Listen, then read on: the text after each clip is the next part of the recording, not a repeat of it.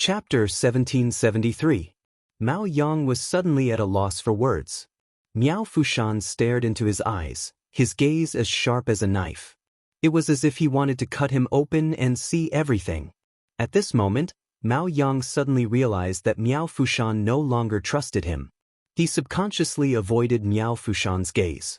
However, the gazes from all directions were faintly converging on him at this moment, causing him to feel as if there were daggers at his back. The feeling of uneasiness grew. Mao Yang's breathing became rapid, his heart beating violently, to the point that he could no longer care about the pain in his body. Miao Fushan retracted his gaze and looked at Mao Jin. However, he had already made a decision in his heart. He was very familiar with both Mao Jin and Mao Yang. The current Mao Jin, on the surface, looked as arrogant as before, but his eyes were firm and restrained from beginning to end. He did not look mad at all. On the other hand, Mao Yang was different. Ever since he knew that Rongxiu and Shangguanyu had quietly left Seven Lotus Peak and entered the coiling dragon pillar of the Temple of Void, he had been in a very strange state. Compared to before, not only had he become irritable, but he had also become impulsive. This state reached its peak after seeing Mao Jin appear. If Mao Yang was really innocent back then, why did he not let Mao Jin finish? Why did he not agree to let them find out the truth? The answer was obvious. The pain in his body gradually subsided. Mao Jin slowly opened his eyes and looked down at his arms. It's really been a long time. He clenched his fists lightly, feeling the surging power in his body, and sighed softly. Back then, Mao Yang had purposely chosen to attack him when he was at his weakest to succeed. He had also tried to defend himself, but unfortunately, no one believed him back then. Even if he wanted revenge, he was already an arrow at the end of its flight. There was nothing he could do. In the end, he could only choose to hibernate in the coiling dragon pillar. This wait lasted for over 1,000 years. He had once thought that there was no hope for him to come out. Fortunately, the heavens took pity on him and gave him another chance. Almost at the same time, the purple gold light next to Dumplings suddenly moved. The void trembled and ripples spread out. Chu Luo looked back, his eyes moving slightly. Then, a slender hand reached out from the ball of light. Dumplings suddenly widened her eyes. Hand? A human hand? This, under her shocked gaze, a tall and slender figure walked out of the purple gold light. It was a young man who looked to be in his 20s. His cheeks were thin, and his facial features were deep and handsome. Between his eyebrows, there was a purple gold vertical mark. It made him look even more demonic. He was very tall and wore a long black robe, which made his shoulders seem even wider and his waist narrow, and his figure tall and slender. His eyes were cold and sharp, and his lips were extremely thin. When he slightly pursed his lips, it naturally carried a bit of a cold aura, and he was imposing without being angry. Dumpling's black grape-like eyes widened. She pointed her chubby little finger at him and stuttered. You're Zichen? Hearing this, Zichen looked over with an indifferent expression. Thank you for your help. He was thanking Dumpling for all the help she had given him. Zichen had always been a cold and taciturn person. It was not easy for him to say such words. However, at this moment, Dumpling was already in a daze. She looked at him blankly, and only one thought was left in her mind. She was done for. Her dream of being a big sister was probably going to be ruined. At this thought, Dumpling finally couldn't help but purse her lips. She felt very wronged and disappointed. It turned out that all her previous efforts were in vain. She couldn't even reach Zichen's thigh. In terms of aura, she had lost directly. The point was, Zichen's aura was not inferior to hers. That's right. Mao Jin's strength had increased, so his strength had naturally increased as well. Dumpling turned around angrily and hugged her two little arms. The bells on her head rang. Angry? She couldn't beat him in the past. After breaking through and becoming a crimson gold celestial phoenix, she had a better chance of winning. But how many days had it been since they started to enjoy this good life? Dumpling was overcome with sorrow and felt that she was really pitiful. Zichen looked at her small back, and a trace of surprise flashed across his face. But soon he understood something. his thin lips pursed, and a faint trace of helplessness flashed across his eyes. She really had a childish temper. Chu Luiyue looked at Zichen and was also quite surprised. She had already guessed that Zichen must be up to something when he didn't come out for so long, but she only thought that he was about to break through. She didn't expect him to directly transform into a human form. One had to know that in the world, only two great ancient mythical beasts could do this. Other than the crimson gold celestial phoenix and the great phoenix dragon, no other magical beast could do this, no matter how outstanding they were. This miracle was most likely because Zichen had two wing bones of the great phoenix dragon in his body and also fused with a part of the bloodline power. Of course, the most important person in this was Mao Jin. If she hadn't used that skeleton to reconstruct her physical body and spur Zichen on, this probably wouldn't have happened. But no matter what, this was a good thing. Sensing her gaze, Zichen also looked over. He walked forward and stopped 3 steps away from Chu Luiyue, nodded and bowed. "Greetings, Master." Chu Luiyue's lips curved into a smile. "Zichen, congratulations." Suddenly, a soft ball pounced on him. Dumpling hugged Chu Luiyue's leg tightly and looked up at her. Ayu likes me the most, doesn't she? She must be Ayu's favorite." Zichen listened with an indifferent expression. He didn't care about this kind of thing. Ever since Chu Luiyue helped him reconstruct his physical body and let him come back to life, he had already recognized Chu Luiyue as his only master. There was no need to say anything more. He would always be loyal to her. As for Dumpling, she had been with Chu Luiyue since she was young.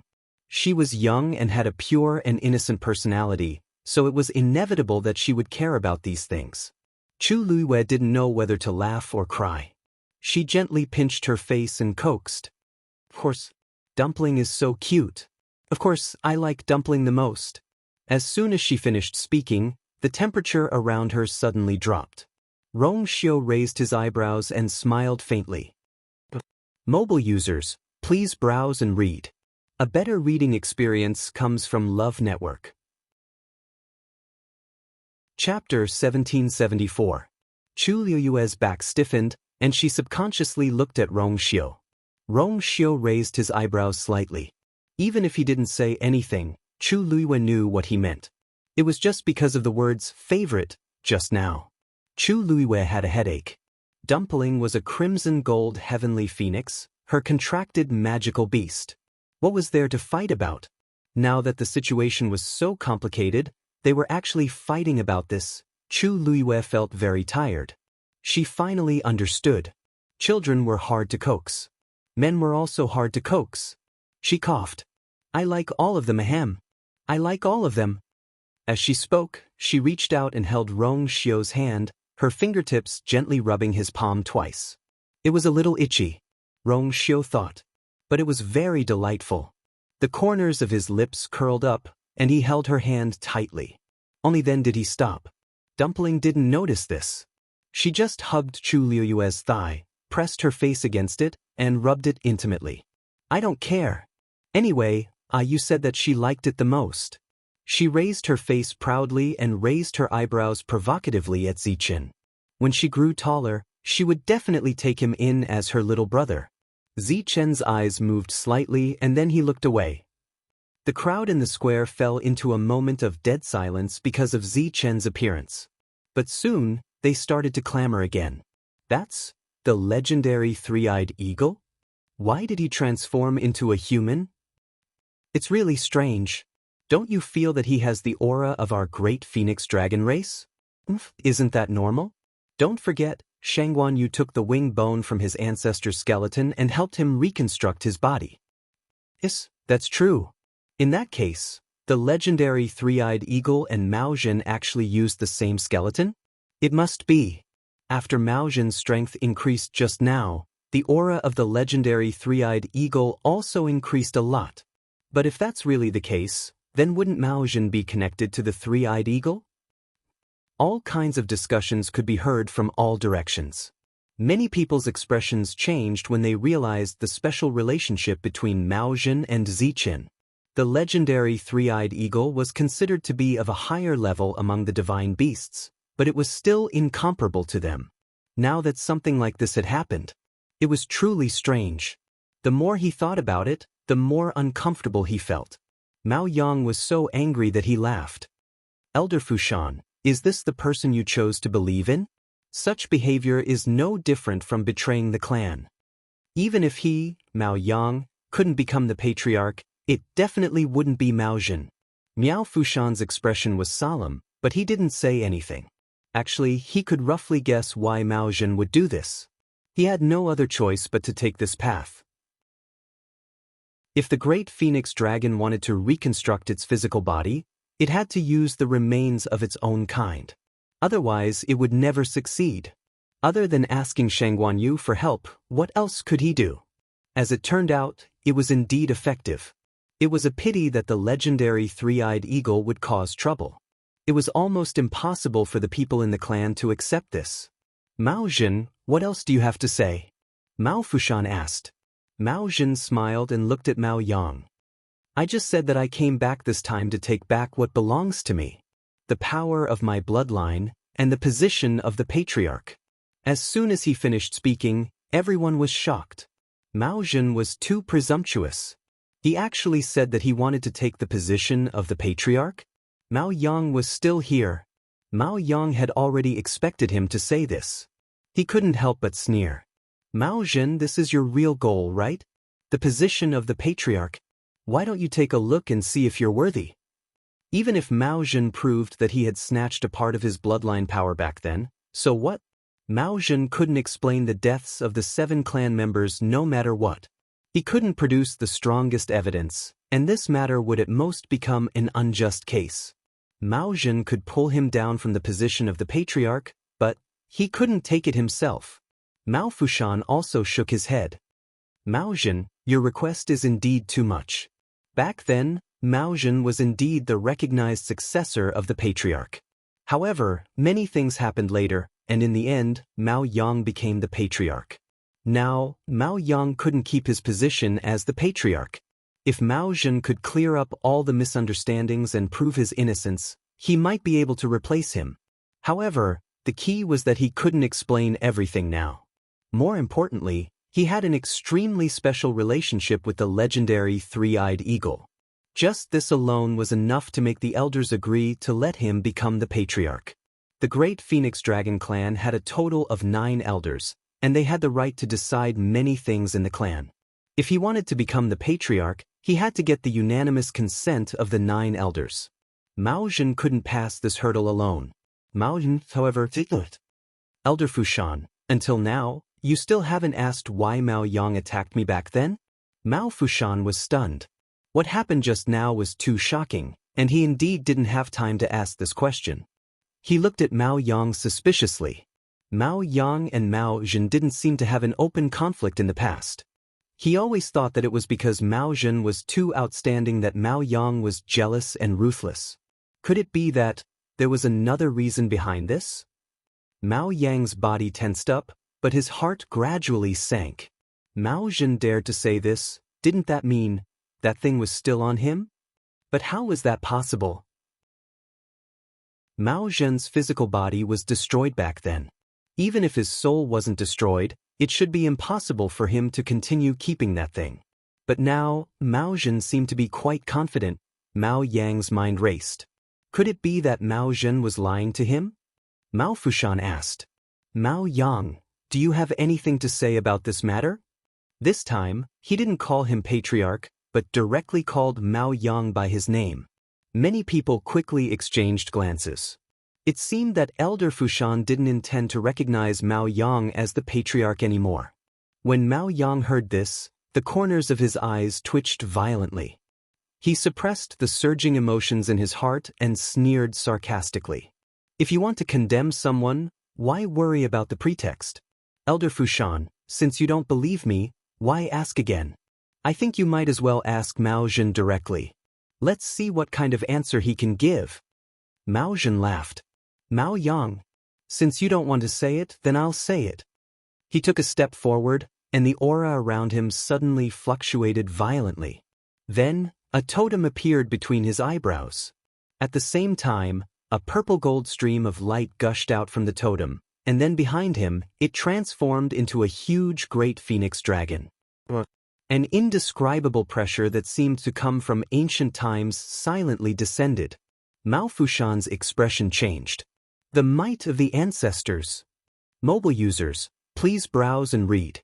A better reading experience comes from the Love Network. Chapter 1775. In an instant, the aura was so powerful that it shook the heavens and earth. The great Phoenix Dragon tribe members in the square changed their expressions and knelt down. Welcome, ancestor. In the blink of an eye, everyone in the square had knelt down. Including Miao Fushan and the rest, they all knelt down respectfully. Only Mao Yang's face was filled with shock and horror as he stared at the giant phantom that had suddenly appeared. His mind was blank. Ancestor, this was the power of the ancestor.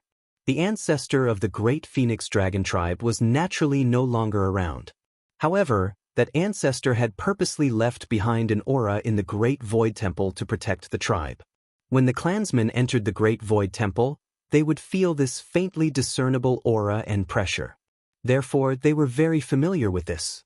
It was precisely because of this that as soon as the illusory figure appeared, its vast aura suffused the surroundings and instantly caused everyone present to submit to it.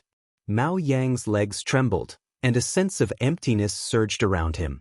He was on the verge of collapse, as if he could not stand and fall to the ground at any time. He was well aware of what the scene before him meant. The ancestor's inheritance was indeed still in Mao Zhen's body. And looking at the situation, Mao Zhen might have completely comprehended it. How could this be? How could this be? Mao Zhen raised her eyebrows and looked at Mao Yang. Mao Yang, why didn't you kneel when you saw the Taizu? Mao Yang suddenly regained his senses, and his face turned pale. Before he could react, the image of the great phoenix dragon suddenly roared towards the sky. An extremely heavy force pressed down on Mao Yang's shoulder. Plop. His body swayed, and he knelt heavily on the ground. There was a muffled sound. At the same time, there was the sound of bones cracking. The force was so strong that it directly smashed Mao Yang's knee into the ground, and the surrounding cracks spread. His body trembled even more violently, and his face turned even paler. The ancestor's power was indeed not to be underestimated. With just this, the bones in his knee were directly broken. When everyone heard this sound, they all looked over. When they saw Mao Yang's current sorry state, they had different expressions. Who would have thought that clan leader Mao Yang, who had always been glorious and honorable, would actually be in such a difficult situation one day? The might of the ancestors descended and directly punished Mao Yang. This time, everyone was even more afraid to approach him, and no one dared to speak up for him. Although the patriarch's status in the clan was extremely high, the current situation was special. Mao Yang had obviously used dishonorable means to seize a portion of Mao Zhen's bloodline power and use it to ascend to the position of patriarch. Just this point alone was enough for the 9 elders to join hands and remove him from the position of clan leader. Not to mention, the might of the ancestors had also descended. Of course, they were led by their ancestors. Mao Zhen looked at Miao Fushan and the others. Elders, please get up first. I still need all of you to be present as witnesses for the rest of the events. Hearing his words, the various elders, including Miao Fushan, first looked at each other a few times before standing up uneasily. It wasn't that they were too cowardly, but that too many things had happened today, and it was too horrifying. No one would believe it even if he told others about it. In the end, they focused their gazes on Miao Fushan. He was the most senior existence here, and his words carried the most weight. It was naturally best for him to step forward. Although Miao Fushan looked calm on the surface, his heart was in turmoil. After some thought, he stepped forward and clasped his hands at Mao Zhen. Of course, this bow was for the phantom of the ancestors above Mao Zhen's head. After bowing respectfully, Miao Fushan looked at Mao Zhen again. He had already guessed something in his heart, but he didn't dare to be sure. Mao Zhen, how did you summon the might of the ancestors? Miao Fushan spoke very slowly. His question was very clear and cautious. Everyone pricked up their ears, because this was what they were most curious about. After all, no one had ever done this in 10,000 years. Now that Mao Zhen had done it, how could they not be shocked? Mao Zhen laughed and said in a clear voice, "Elder Fushan, this is the question I asked you before. Back then, the most important reason why Mao Yang spent so much effort and spared no expense to kill me was that I obtained the inheritance of the ancestors at the Thousand Summit." Countless people sucked in a cold breath. The inheritance of the ancestors. For so many years, no one in the great Phoenix Dragon race had obtained it. But they didn't expect that Mao Zhen had already. Miao Fushan was also taken aback and subconsciously asked, "What did you say?" "Back then, you obtained the inheritance of the ancestors at the Thousand Summit." Mao Zhen smiled and said nothing. But this was equivalent to admitting it. In fact, even if he didn't say it, everyone knew that it was true. In an instant, countless images appeared in Miao Fushan's mind. It was as if there was a string that finally connected those fragments together. No wonder Mao Yang wanted to kill him. No wonder he could escape from the desperate situation back then and hide in the coiling dragon pillar for 1,000 years. No wonder he could survive 1,000 years without being defeated even though he only had a soul. Now, there was an explanation for all of this. He had the inheritance of the ancestors. Mao Zhen, he was the heir chosen by the ancestors. But why didn't we know about this, only Mao Yang? Miao Fushan was puzzled. Under normal circumstances, the people of the race wouldn't say what inheritance they obtained from the coiling dragon pillar, and no one would ask about it in detail. But Mao Zhen's situation, he should have said it directly. If he had said it back then, the position of the patriarch would have fallen into his hands. How could he have given Mao Yang the chance to cause so much trouble? Mao Zhen laughed self-deprecatingly. "This is really my fault. I was too arrogant back then and didn't have enough vigilance. I can only say that I deserved to suffer such a big loss."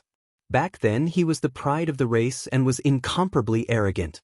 After obtaining the inheritance of the ancestors, this pride turned into arrogance. He didn't say this immediately, only wanting to wait until he comprehended the inheritance of the ancestors before announcing it. However, before he could wait for that day, Mao Yang had already set up a series of schemes to frame him. At that time, he wasn't prepared at all. By the time he realized that something was wrong and wanted to counterattack, it was already too late. This delay lasted for 1,000 years. He looked at Mao Yang. The latter was already kneeling on the ground, his face ashen. Nothing could prove everything more than this. This time, he was really finished. Mao Zhen walked forward and stood in front of Mao Yang, looking down at him.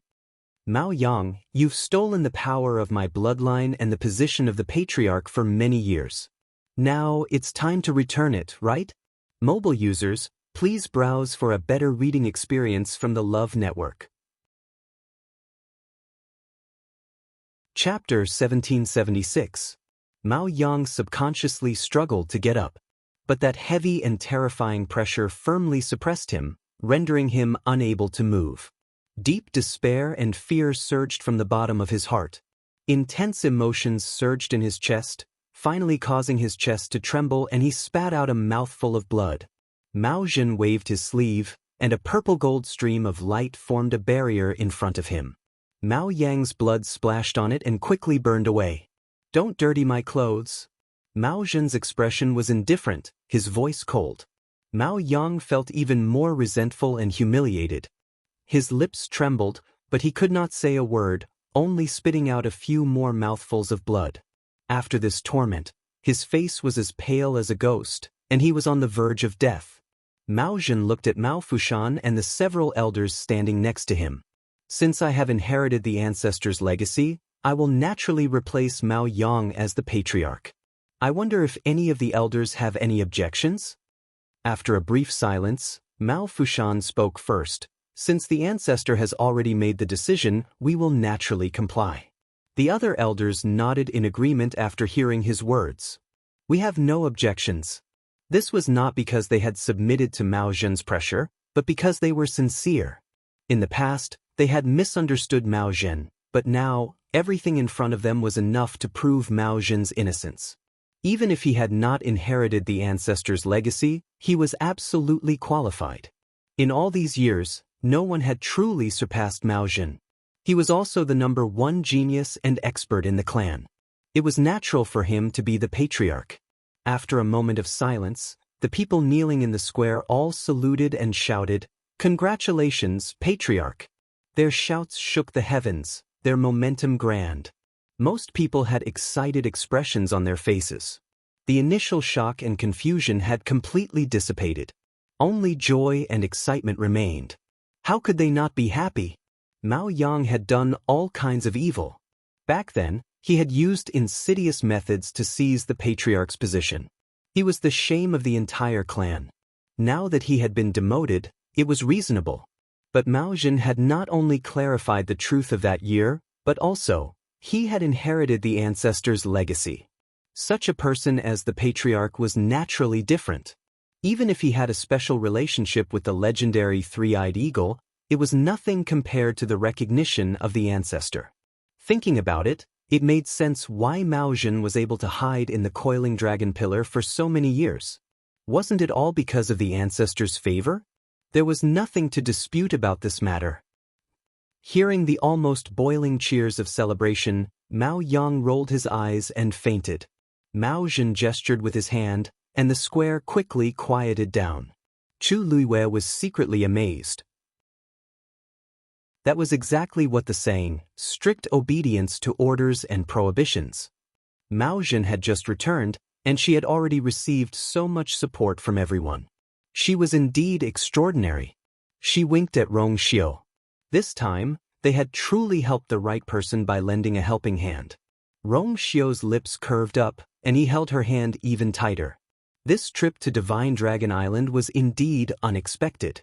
But fortunately, it was more daunting than dangerous, and he even made a profit in the end. Being able to be on good terms with Mao Jin was absolutely beneficial to them. This time, not only could they leave smoothly, but they could also be considered to have dealings with the great Void Phoenix Dragon tribe in the future. With this layer of relationship, it would undoubtedly be much more convenient to deal with many things in the future. Mao Jin said to an elder next to him, "Wake him up." The elder responded and quickly walked forward. He grabbed Mao Yang's collar and gave him 2 resounding slaps without saying a word. Mao Yang's face quickly swelled up, and he was also awakened by the sharp pain. He opened his eyes angrily and saw Mao Jin and the elder in front of him who was about to give him a 3rd slap. He immediately understood. He was still here. In an instant, the anger and hatred in his heart turned into panic and fear. He subconsciously shrank back, but his collar was grabbed tightly, and he could not move at all. At this time, he had lost both of his arms, and he had no strength to resist. Mao Jin smiled, but to Mao Yang, this smile was no different from a devil's. "Mao Yang, I know you want a clean death, but how can there be so many things in this world?" Mao Yang immediately had an ominous premonition. "What are you doing?" he asked anxiously and hurriedly. Mao Jin raised his hand. A piece of purple gold scale armor suddenly appeared in his palm. Then, a dazzling light suddenly flew out from between his eyebrows. It enveloped Mao Yang. The elder immediately let go of his hand and took a few steps back. Mao Yang's body began to roll on the ground, as if he was enduring great pain. Soon, his body began to change. Soon, he actually returned to his true form. Mao Yang's roar was filled with deep panic and fear. Mao Jin said indifferently, "Don't worry, I won't directly take your life. I just want to seek justice for the 7 of my clansmen." With that, the scale armor in his palm instantly flew out. Chi-chi-chi. An ear-piercing sound suddenly rang out. Mao Yang's body began to roll even more crazily. Soon, scales dripping with blood fell on the ground. Some were still attached to skin and flesh, looking very bloody and terrifying. Mao Jin was going to skin him alive. This kind of method could be said to be ruthless. But thinking about the things that Mao Yang had done, it made people feel that this was what he should bear. Such a person indeed deserved to be cut into pieces. Needless to say, he had framed Mao Jin to such an extent. This was even considered a light punishment for him. Mao Yang's roar gradually became softer, as if he had lost the strength to roll and was on the verge of death. Only when the last dragon scale on his body was scraped off did Mao Jin say, "Send him to 7 Lotus Peak and give him the last medicine. Be sure to let him recover as soon as possible."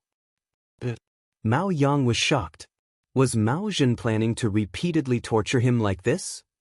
As if to confirm his guess, Mao Jin looked at him and raised his lips without a smile. "Mao Yang, what's the hurry? This is just the beginning." Digression. In 2 hours, mobile users, please browse and read. A better reading experience comes from Love Network. Chapter 1777. Mao Yang's eyes widened. His scarlet eyes were filled with hatred and madness. "Mao Jin, kill me if you want. If you drag this out, aren't you afraid of trouble?" Mao Jin looked at him strangely. "You think too highly of yourself." Mao Yang's chest tightened and he almost couldn't breathe. Chu Luiyue couldn't help but laugh. Not only was Mao Jin powerful, but he was also good at talking. What Mao Yang hated the most was that he was weaker than Mao Jin. He had always seen Mao Jin as a strong opponent, but he didn't think much of him. Nothing could represent a person's contempt more than indifference. There was nothing that could deal a greater blow to Mao Yang than this sentence. Sure enough, Mao Yang became agitated and wanted to continue. However, he was no different from a piece of trash. He couldn't do anything even if he wanted to. In the end, he fell to the ground and lay there in a sorry state, covered in blood. Mao Jin waved his hand. The people below quickly came forward and took Mao Yang away. Until he was dragged away, the square was still filled with the strong smell of blood. Looking at the mess on the ground, everyone involuntarily quietened down. Their expressions were complicated. Too many things had happened on this day. The clan had undergone a drastic change. It was as if heaven and earth had been turned upside down. Mao Fushan looked at Rong Xiu and Chu Luiyue and sighed in his heart. Who would have thought that all this was because of the arrival of these two people? If they hadn't barged into Divine Dragon Island, Mao Yang wouldn't have imprisoned them on 7 Lotus Mountain. They wouldn't have found the opportunity to enter the coiling dragon pillar of the Great Void Temple and help Mao Jin reconstruct his body. All these things were actually caused by these two people. After hesitating for a moment, he spoke. "Clan leader, since everything has come to an end, then what do you plan to do with these people?" Since Mao Jin had become the clan leader, their attitude towards these people was naturally different from before. They were much more polite and gentle. Mao Jin also sensed his gaze and laughed. "Of course, I'll send them off." He still remembered the deal he made with Rong Xiu. Now that he had taken back everything that belonged to him, he naturally had to fulfill the demands of Rong Xiu. Hearing this, Miao Fushan and the others were surprised. That's it? They thought that Rong Xiu and the others would definitely take this opportunity to make a lot of requests. In the end, they just wanted to leave this place in peace? Rong Xiu's lips curved up slightly. "Congratulations, Senior Mao Jin.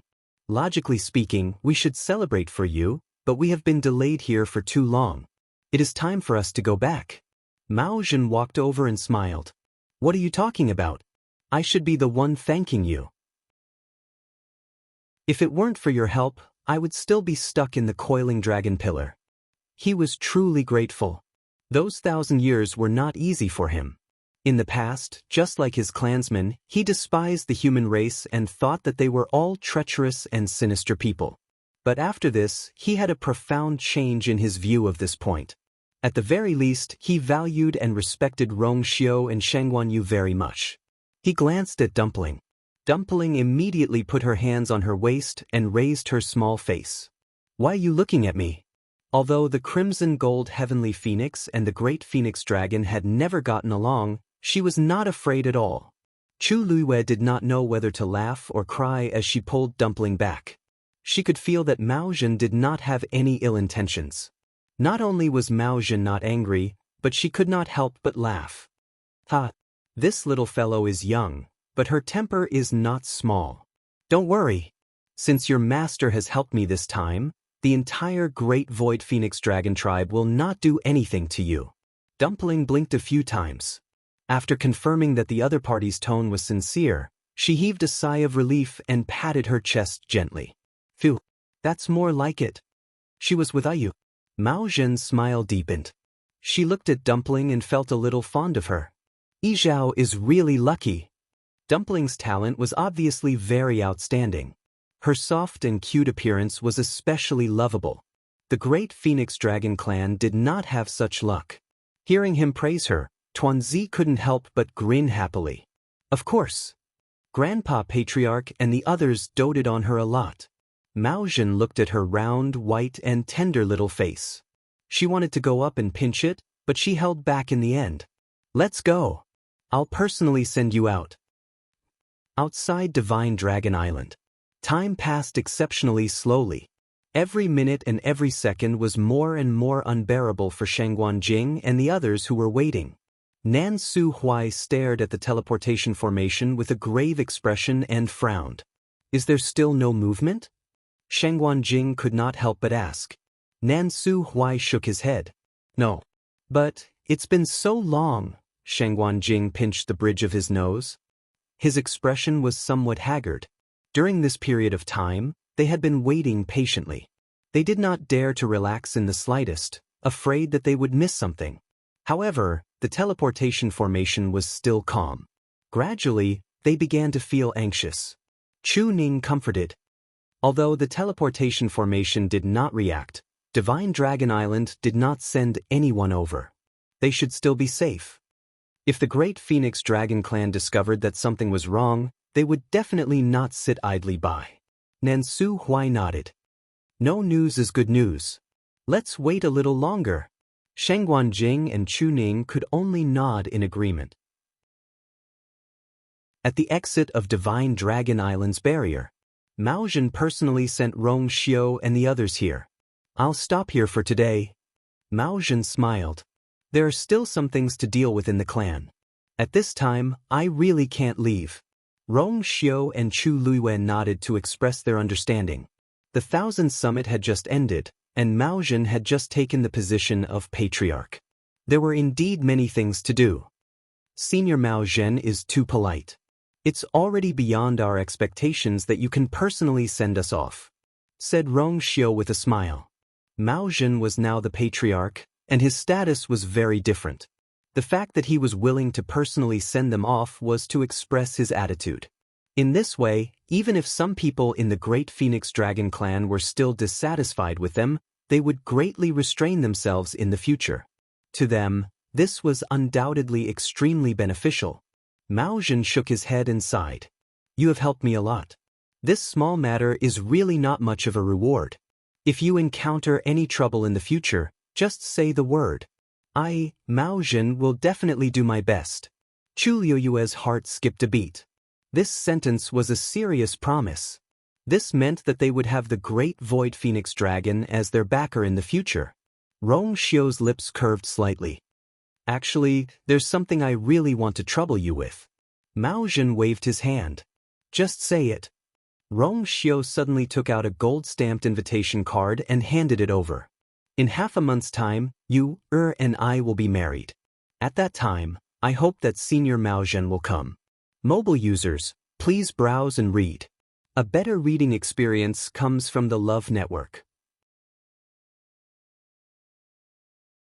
Chapter 1778. Chu Luiyue? The wedding is in half a month? Why didn't she know about it? And this invitation card? When did he prepare it? He actually took it out so casually? Chu Luiyue was dumbfounded. Mao Zhen directly took the invitation card. As soon as it entered her hand, a trace of surprise flashed across her eyes. This invitation card was actually made of ink brocade paper. Ink brocade paper was an extremely precious rice paper. It was famous because of its rare materials, complicated craftsmanship, and low production. It was also because of these reasons that the price of ink brocade paper was extremely expensive. But even so, ink brocade paper was still extremely popular, causing people to scramble for it like a flock of ducks. This was because the ink brocade paper was extremely thin, but it was very tough. The sharp tip of a knife could not cut it, and ice, water, and fire could not destroy it. As long as it was well preserved, it could survive for tens of thousands of years. Not to mention ordinary people, even the first-rate families in the Divine Ruins world might not have much of it. However, such precious ink brocade paper was actually used by Rong Xiu to make a wedding invitation card. She really didn't know if she should say that he was too extravagant or that he valued this wedding too much. And the person who was about to marry him. Mao Zhen carefully looked at the invitation card, then nodded with a smile. Don't worry, when the time comes, I will definitely prepare a generous gift and personally congratulate you. Rong Xiu's smile deepened. Then you, and I will wait for your arrival. As soon as the two of them walked out of the Divine Dragon Island's barrier, Chu Luiwei grabbed Rong Xiu's hand. Then what's with the invitation card? The wedding is in half a month. Why didn't I know anything about it before? Rong Xiu smiled and let her hold his wrist. His voice was low and gentle. The wedding date was decided by me just now. In fact, this date has been postponed several times. This time, I don't want to postpone it anymore. Half a month later, we will return to the Yuntian Tower and get married immediately. Although his voice was as gentle and soft as usual, his tone was very firm. Obviously, he had made up his mind on this matter. Looking at his deep and calm pair of phoenix eyes, Chu Luiwei was suddenly stunned. She suddenly couldn't bring herself to ask the rest of the questions. Rong Xiu had already mentioned this matter too many times. It was just that they didn't seem to have the right time and opportunity. Thinking it had been too long. My father, don't worry, I've already sent someone to invite them. They should be arriving at the Cloud Heaven Tower soon. In addition, your friends and subordinates will also go with you to the Cloud Heaven Tower. Chu Luiwei paused. Rong Xiu's lips curved up as he patiently explained. Mu Hongyu and the rest will come. Also, Sun Yi will probably inform the 13 Yu guards after receiving the news. Chu Luiwei widened her eyes slightly and said after a while. Yai. From then on, Rong Xiu had been traveling with her. Thinking about it, these things should have been done before that. Rong Xiu raised his eyebrows and didn't deny it. He had originally planned to bring Chu Luiwei back from the Phoenix Mountain and wait for everything to be ready before getting married. However, too many accidents had happened later, so it had been delayed until now. Do you blame me for not discussing it with you before? Rong Xiu lowered his voice. But I don't want to wait any longer. Chu Luiwei's heart suddenly seemed to have been hit by something. Her eyes were slightly hot as she nodded with a smile. Me too. Let's go home. Someone's coming. Shengguan Jing suddenly noticed something and looked up. Suddenly, his eyes narrowed. The two figures in front.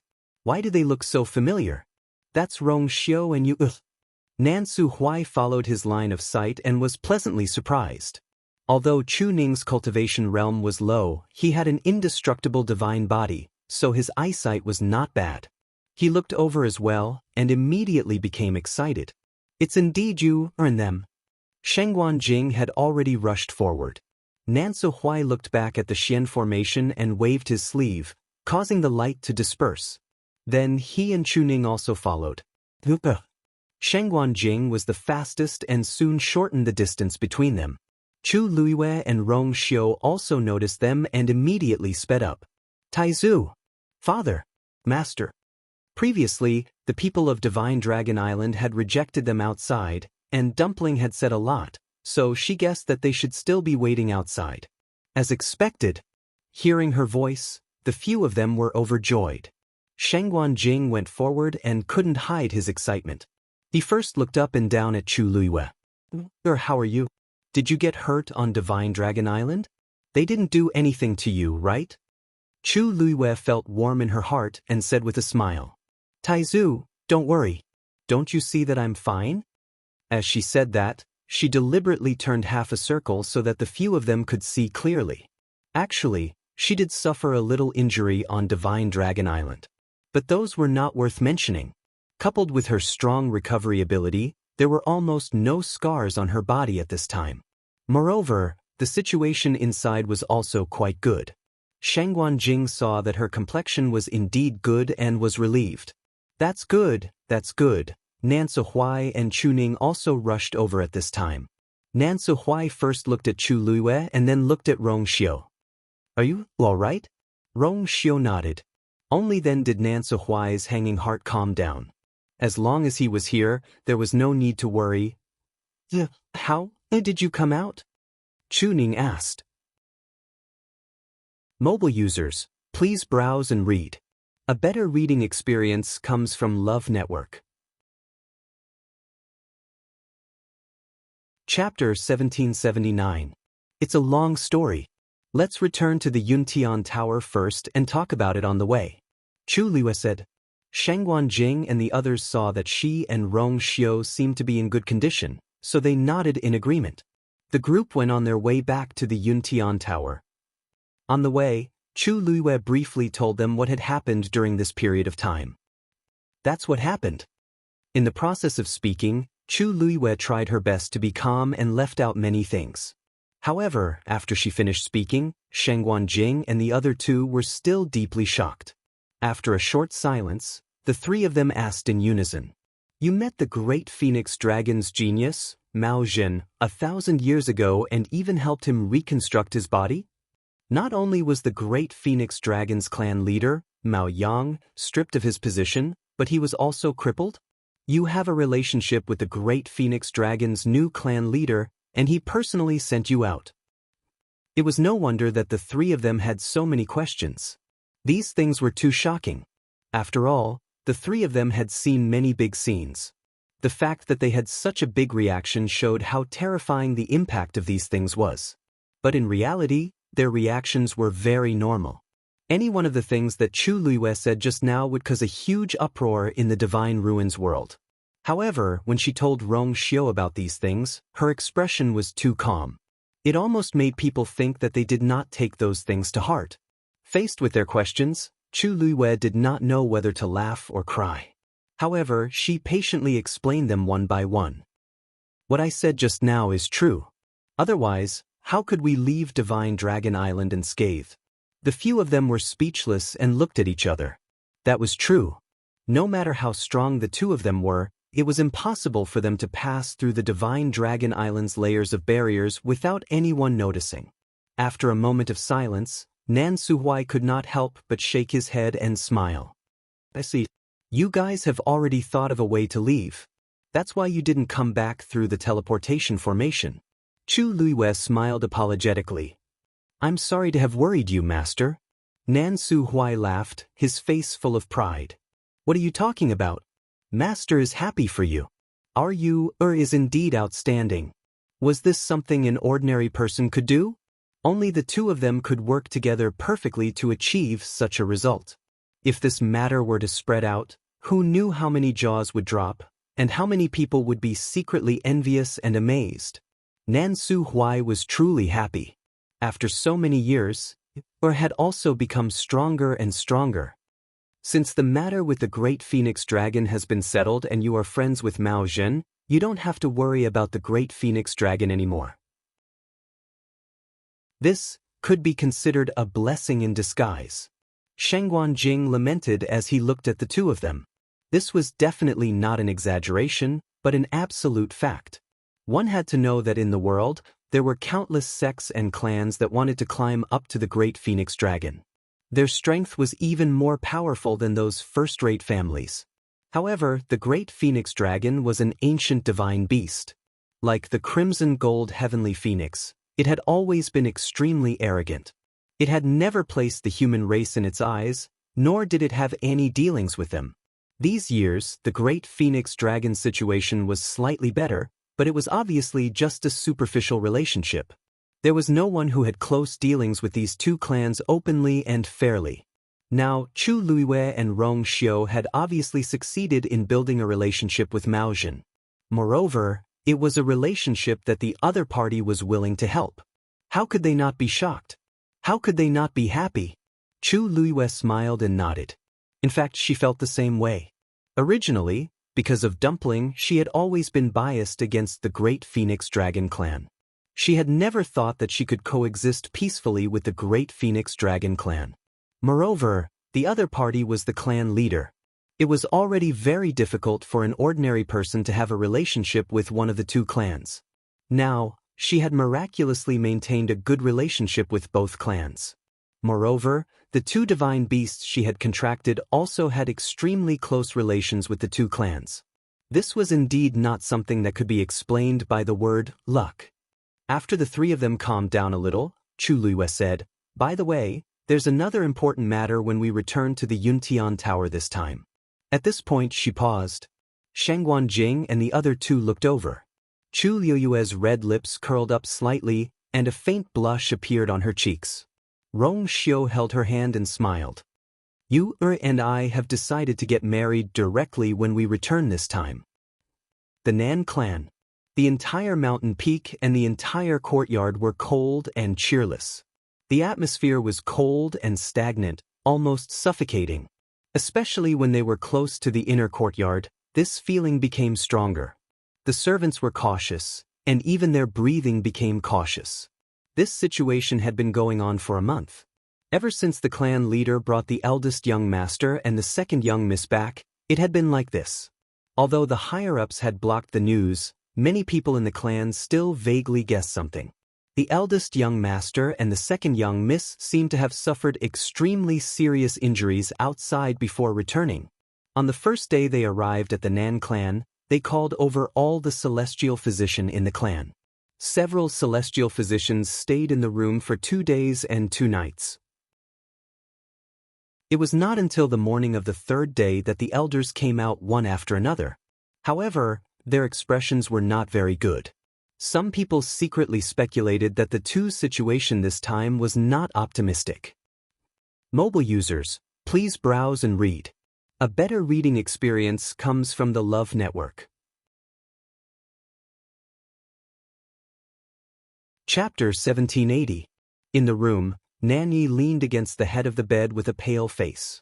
She was covered with a thick brocade quilt and her eyes were empty as she stared blankly ahead. She looked like she had lost her soul. Countless images flashed through her mind, but they also seemed to be blank. Nothing was left behind, only a blurry mass. A maidservant pushed open the door and came in, carefully handing over a small bowl made of blue and white bone. "Second miss, it's time to drink your medicine." Before she could finish her sentence, Nanny suddenly pulled out a whip from under the bed and ruthlessly whipped the maidservant's head. The servant girl couldn't dodge in time and was hit directly. A long scar extended from her scalp all the way to the corner of her mouth, easily cutting through her delicate and young face. Flesh and blood rolled and the stench was horrifying.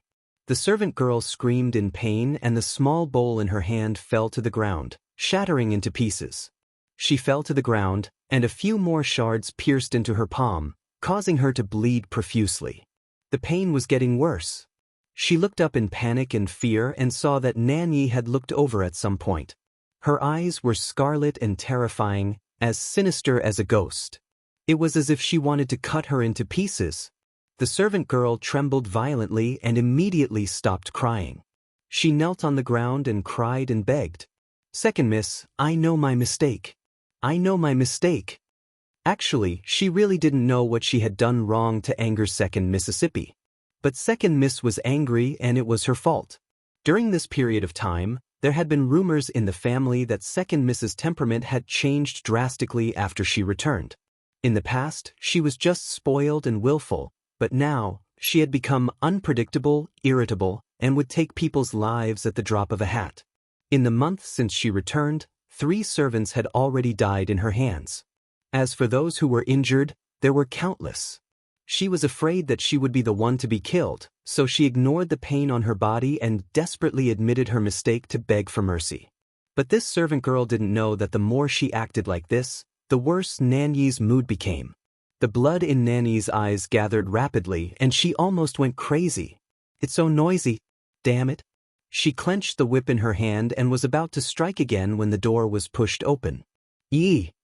Suddenly, a figure walked over quickly. It was Nan Yifan. Nan Yi stopped what she was doing. Nan Yifan quickly sized up the situation in the room, his brows furrowed. When he was walking outside just now, he heard a scream coming from inside the house. He immediately guessed that Nan Yi must have made a fuss again. True enough. He waved his hand at the maidservant. "You can leave first. Recuperate well during this period of time. There's no need to serve me again." The maidservant immediately felt as if she had been pardoned and thanked him profusely before leaving. The room quickly quieted down again, leaving only a mess on the floor. Anger surged in Nan Yifan's chest and abdomen. When are you going to stop?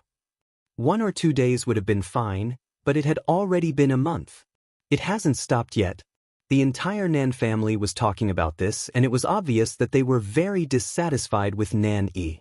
Although Nan Yi was the second miss of the family, it didn't mean that she could do whatever she wanted in the Nan family. One had to know that he didn't have the final say in the Nan family. The elders and seniors were usually very polite to him, but if he did something wrong, he would also be punished. Not to mention Nanny. If this continued, how was he going to explain to the Nan family? Hearing the faint reprimand in his words, Nanny's eyes reddened and tears fell. She didn't argue and just lowered her head, allowing her tears to fall on the brocade quilt. Seeing her like this, Nan Yifan's heart softened again. After all, she was the apple of his eye that he had doted on for so many years. How could his heart not ache? She used to be so proud, so it was normal for her to find it hard to accept the current situation. Nan Yifan sighed and walked over to sit by the bed. Be good. Give me the whip. Nan Yi paused for a moment before she slowly handed the whip over. Nan Yifan had only wanted to leave the whip for her to protect herself, but now he would rather send more people outside than continue to leave the whip to Nanny. After taking the whip, Nan Yifan patted her hand gently and said earnestly, "Don't worry. I know that you feel wronged and upset, but it's not a solution to go on like this, right? Those servants didn't do anything wrong in the first place. If you vent your anger on them, not only will it not help your condition at all, it will also cause the family to criticize you." He paused and a bitter expression appeared on his face. "You know your elder brother's situation. Unless there is a miracle, he will be crippled for the rest of his life. This matter, other than a celestial physician that I trust, no one else in the family knows about it." How dare he say it? He had groomed Nan Yuxing for so many years and spent so much effort. In the end, he was crippled just like that. Moreover, he only had this one son. This also meant that the position of the head of the family would have to be passed to someone else in the future. The Nan family was huge and there were a total of 3 branches. The position of the head of the family was usually fought for by the people of these 3 branches. For so many years, he had groomed Nan Yuxing with all his might, hoping that he would become extremely outstanding. In this way, he would be able to pass the position to Nan Yuxing. If his bloodline couldn't make it, there would be plenty of people who wanted to replace him. There were countless people who secretly coveted the position of the head of the family. Of course, this was not what Nan Yifan wanted to see. Hearing this, Nan Yi's tears stopped. She wiped the tears from the corners of her eyes and looked up at Nan Yifan. There was anger and indignation on her face. Of course, the position of the head of the family could only belong to them. But very quickly, her face was covered with a layer of defeat. So what if she was angry? So what if she was indignant? The news that her elder brother's Yuan Meridian was crippled and he had become a cripple could be hidden for a while, but not forever. The people in the family would find out sooner or later. And the matter of her being mute, everyone thought that she was unwilling to speak because she was in a bad mood. But as time passed, they would definitely find out. At that time, the result would be even worse. And the culprit of all this was still living a carefree life. At that thought, Nan Yi held Nan Yifan's hand and looked at him anxiously. Nan Yifan immediately understood what she meant. He closed his eyes and took a deep breath. "Don't think about this for now. You should recuperate first." Nan Yi flung his hand away as a desperate and strange smile appeared on her face. She had long guessed that her father did not intend to help them take revenge. He wanted them to swallow all the pain and torture. Mobile users, please browse and read. A better reading experience comes from Love Network. Chapter 1781. Nan Yifan felt a sharp pain in his heart when he saw the look in her eyes. He didn't want this to happen either. His own children were crippled. How could he not feel heartache and not want to avenge them? But the opponent was Rong Xiu. If they were in the right, he could still fight for it. But the truth was, most of the blame was on themselves. If Yi hadn't thought of snatching Rong Xiu from Shengguanyu at that time, if Yuxing hadn't provoked the other party time and time again in the god-slaying tomb, if they had immediately stopped when they sensed that something was wrong and stayed away from Rong Xiu and the rest, things wouldn't have turned out like this. But it was too late to say anything now. The air in the room seemed to have frozen. Nan Yi turned her head away and closed her eyes in despair. Obviously, she didn't want to continue talking to Nan Yifan. Nan Yifan felt very uncomfortable with such a resistant attitude. He had wanted to comfort her, but in the end, they parted on bad terms. He knew that it was useless to say anything now. After looking at Nan Yi for a while, he stood up. He pulled the blanket over Nan Yi, wanting to cover her, but Nan Yi snatched it away. Her actions were crisp and full of resistance. Nan Yifan's hand hung awkwardly in the air. He glanced at Nan Yi and sighed in his heart. His fingers curled up. I will get someone to send another bowl of medicine over. If you don't like these servants, you can get someone else to do it. Don't do this again in the future. With that, he turned around and left. When he reached the door, Nan Yifan paused. He placed a hand on the door and said without turning back, I know you don't take Yuntian Tower seriously, but Rong Xiu is indeed someone you can't afford to offend. There are some things you will understand in the future. With that, he pushed the door open and left. After a while, Nan Yi opened her eyes. The room was so silent that it almost made her panic. She turned back to look at the door and frowned. She had never seen her father so afraid of anyone. Could it be that Rong Xiu was hiding some secrets? But wasn't he the holy son of the Yuntian Tower? Nan Yi was silent for a long time. A trace of struggle flashed through her eyes, but in the end she still took out a green jade whistle. She placed the jade whistle next to her lips and blew hard. An extremely soft and sharp cry rang out. However, it also disappeared very quickly. Other than herself, almost no one else heard it. Even Nan Yifan, who had just left, did not notice. Nan Yifan put away the jade whistle and crossed his hands in front of him. He closed his eyes as if he was waiting for something. About a quarter of an hour later, someone came to deliver the medicine. Tuk tuk. Second miss, your medicine is ready. I'll do it. A man's deep voice rang out, interrupting the servant's words and taking the decoction directly.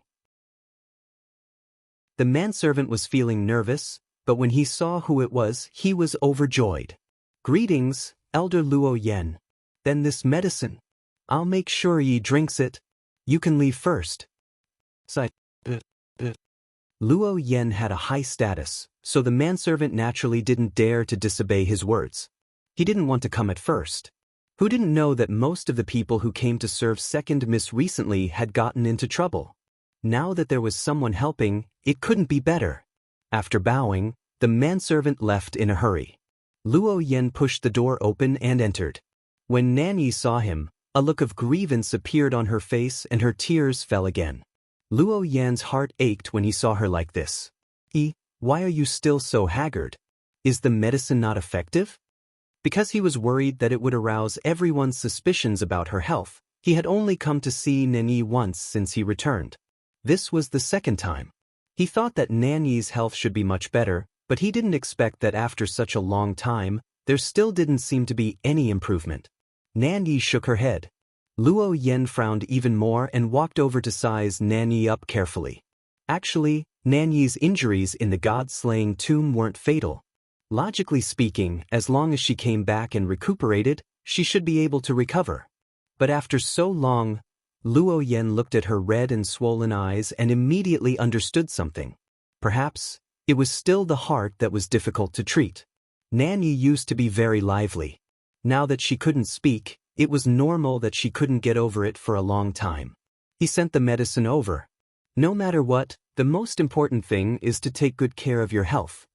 Nan Yi nodded obediently and drank the medicine.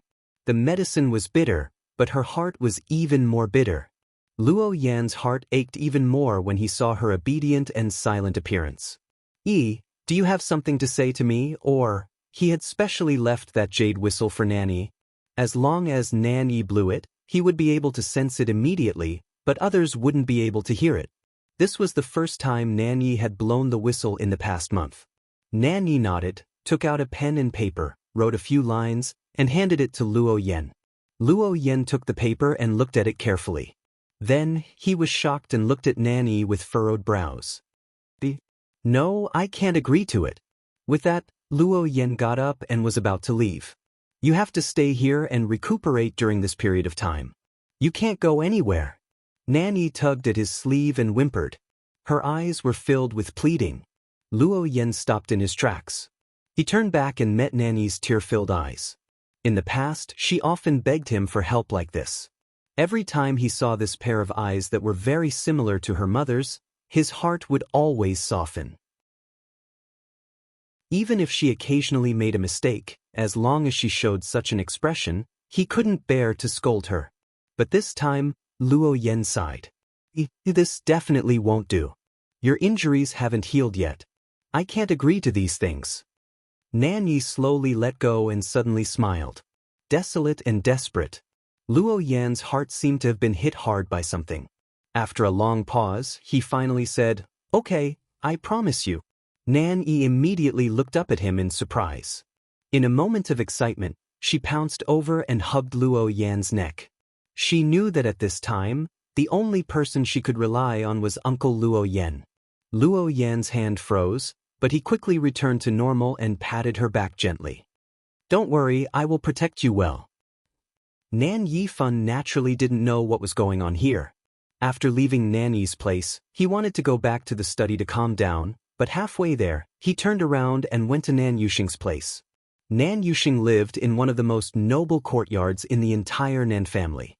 In the past, this place had always been bustling with people coming and going. But now, it was cold and cheerless all the way. Other than the guards in charge of guarding, there was almost no one else here. Of course, this was because Nan Yifan had specially ordered that no one was allowed to approach this place and disturb Nan Yuxing's rest. He walked to the entrance of the courtyard. The two guards immediately bowed. Greetings, Patriarch. Nan Yifan nodded. How is eldest young master? Mobile users, please browse and read. A better reading experience comes from Love Network. Chapter 1782. The two guards looked at each other. My lord, everything is normal. Nan Yifan asked again, did anyone come in the past 2 days? The two guards shook their heads. No one else came except for Elder Nan Yi. Elder Nan Yi was the celestial physician that Nan Yifan trusted the most. He was also the only one who knew about Nan Yuxing's condition other than the people in the god-slaying tomb. After they returned, Nan Yifan handed Nan Yuxing to him. However, a month had passed. Although Nan Yuxing's external injuries had mostly healed, there was still no improvement on his internal injuries. It was difficult to repair a damaged yuan meridian. Nan Yifan lifted his foot and walked inside. It was noon and the sun was shining brightly. Nan Yifan pushed the door open and entered without knocking. As soon as he entered, a strong and bitter smell of medicine rushed to his nose, almost suffocating him. Nan Yifan frowned and looked around. The windows were all locked and the whole room looked gloomy. The faint smell of blood mixed with the bitter smell of medicine was very uncomfortable. Sunlight poured in through the door and tore apart the dead silence, but it could not dispel the aura of death.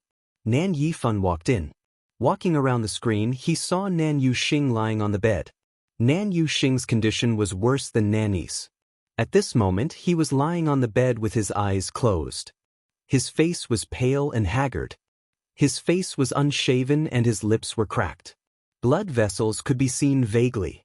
His originally handsome face was now a sickly color, and his cheeks were deeply sunken. His breath was weak, like an old man with one foot in the grave. There was no trace of the arrogance of the young master of the Nan family. Hearing Nan Yifan's voice, Nan Yuxing's eyes moved, but he did not open them. Nan Yifan walked over and stood by the bed. He stared at him for a long time before saying, "Do you plan to continue like this?" Nan Yuxing's eyelashes fluttered and he finally opened his eyes with difficulty. However, he did not look at Nan Yifan. He just stared at the ceiling. His eyes were dead and filled with despair and mockery. After a long while, he spoke with a hoarse voice. "What else can I do?" He was already crippled. His originally limitless future had now turned into a bottomless abyss. What was the point of living? In this world, there was nothing that could destroy a person's willpower more than falling from the clouds into a quagmire. Nan Yuxing was the same. Ever since he was young, he had been the pride of the heavens and had been chased by everyone, enjoying the limelight. In a single night, he had become a cripple. Everything that had happened in the past had become a thing of the past. How could he bear it? Nan Yifan paused. Elder Nan Yi has been searching for a way to help you recover your Yuan meridian. Nan Yuxing suddenly laughed. His voice was extremely soft and sarcastic. Father, if Elder Nan Yi really has a way, why would he wait until now? No one knew the state of his body better than he did. His Yuan meridian was completely broken and could not be repaired. Most of the things he said were just words of comfort. In reality, his heart was already dead. Nan Yifan was at a loss for words. He could tell that this was a huge blow to Nan Yuxing. If they didn't have a feasible solution, Nan Yuxing might not be able to survive. The room was silent. Nan Yuxing suddenly asked, Father, after a while, the entire Nan family will know that I have become a cripple, right? Nan Yifan frowned. Every word in this sentence made him feel incomparably uncomfortable. It's all because your son is useless. I have wasted all your efforts over the years. Nan Yuxing laughed at himself. After a moment of silence, he finally turned his head and looked at Nan Yifan. Father, I want to ask you for a favor. Nan Yifan stepped forward and nodded. Just say it. Nan Yuxing's expression became a little strange. Instead of dragging out an ignoble existence like this, becoming a cripple and being mocked by others, it's better to just die. Nan Yifan's pupils contracted. Nan Yuxing did not seem to notice the change in his father's expression and continued. Those people are unreliable. Why don't you do it yourself? Today, in the future, to the outside world, you can just say that I died from serious injuries, or any other reason will do. Anyway, as long as you don't say that I have become a cripple. The more Nan Yuxing spoke, the brighter his eyes became. He seemed to think that this was a good idea. That excited and even expectant expression made Nan Yifan feel a chill in his heart. Yuxing, what nonsense are you talking about? Nan Yifan shouted harshly. Nan Yifan didn't care about his anger at all, and even laughed in a low voice. You know it too, don't you? If I live like this, I will only become a pitiful and laughable cripple. What's the point of that? It was better to die now. When people talked about him, they would say, it's a pity that he died young. Nan Yuxing really regretted it. Back in the god-slaying tomb, he should have just killed himself. Why did he have to come back and bear all this? Looking at his son's fervent and crazy face, Nan Yifan suddenly could not reprimand him. It was as if something was stuck in his chest, making him feel very uncomfortable. After a long silence, he suddenly said, Don't worry, Father will help you think of a way. With that, he turned and left. Nan Yuxing looked at his back that disappeared outside the door. The smile on his face gradually faded, and a trace of defeat and self-mockery appeared in his eyes. Since they had already reached such a state, what else could they do? The two guards in charge of guarding the courtyard heard footsteps and looked back. When they saw Nan Yuxing come out so quickly, they were surprised. How long had the family been in there? It hasn't even been a quarter of an hour, right? He came out so quickly? When Nan Yifan walked closer, they realized that his face was rather ugly. The two looked at each other, then quickly retracted their gazes and waited respectfully. Nan Yifan walked over. When he passed by the two, his footsteps paused. During this period, you must keep a close watch on the eldest young master. If anything happens to the eldest young master, both of you will be buried with him. The two were shocked and quickly responded. Yes. Only then did Nan Yifan leave.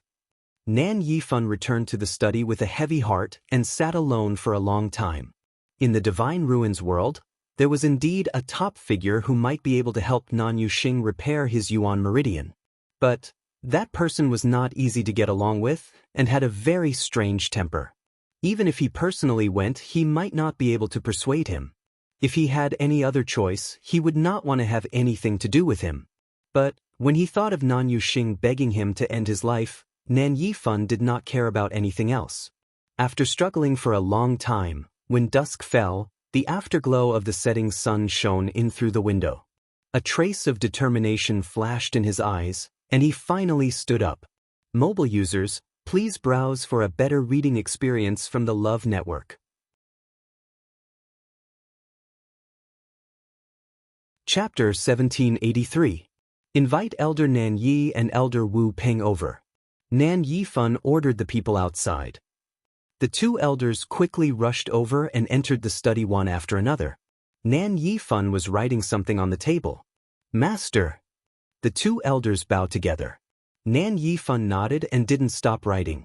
The two elders tactfully waited in silence.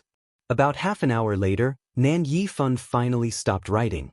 He picked up the paper and read it carefully before looking at the two elders in front of him.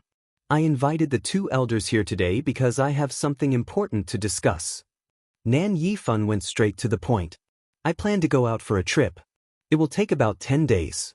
During this time, I'll leave everything in the family to the two of you.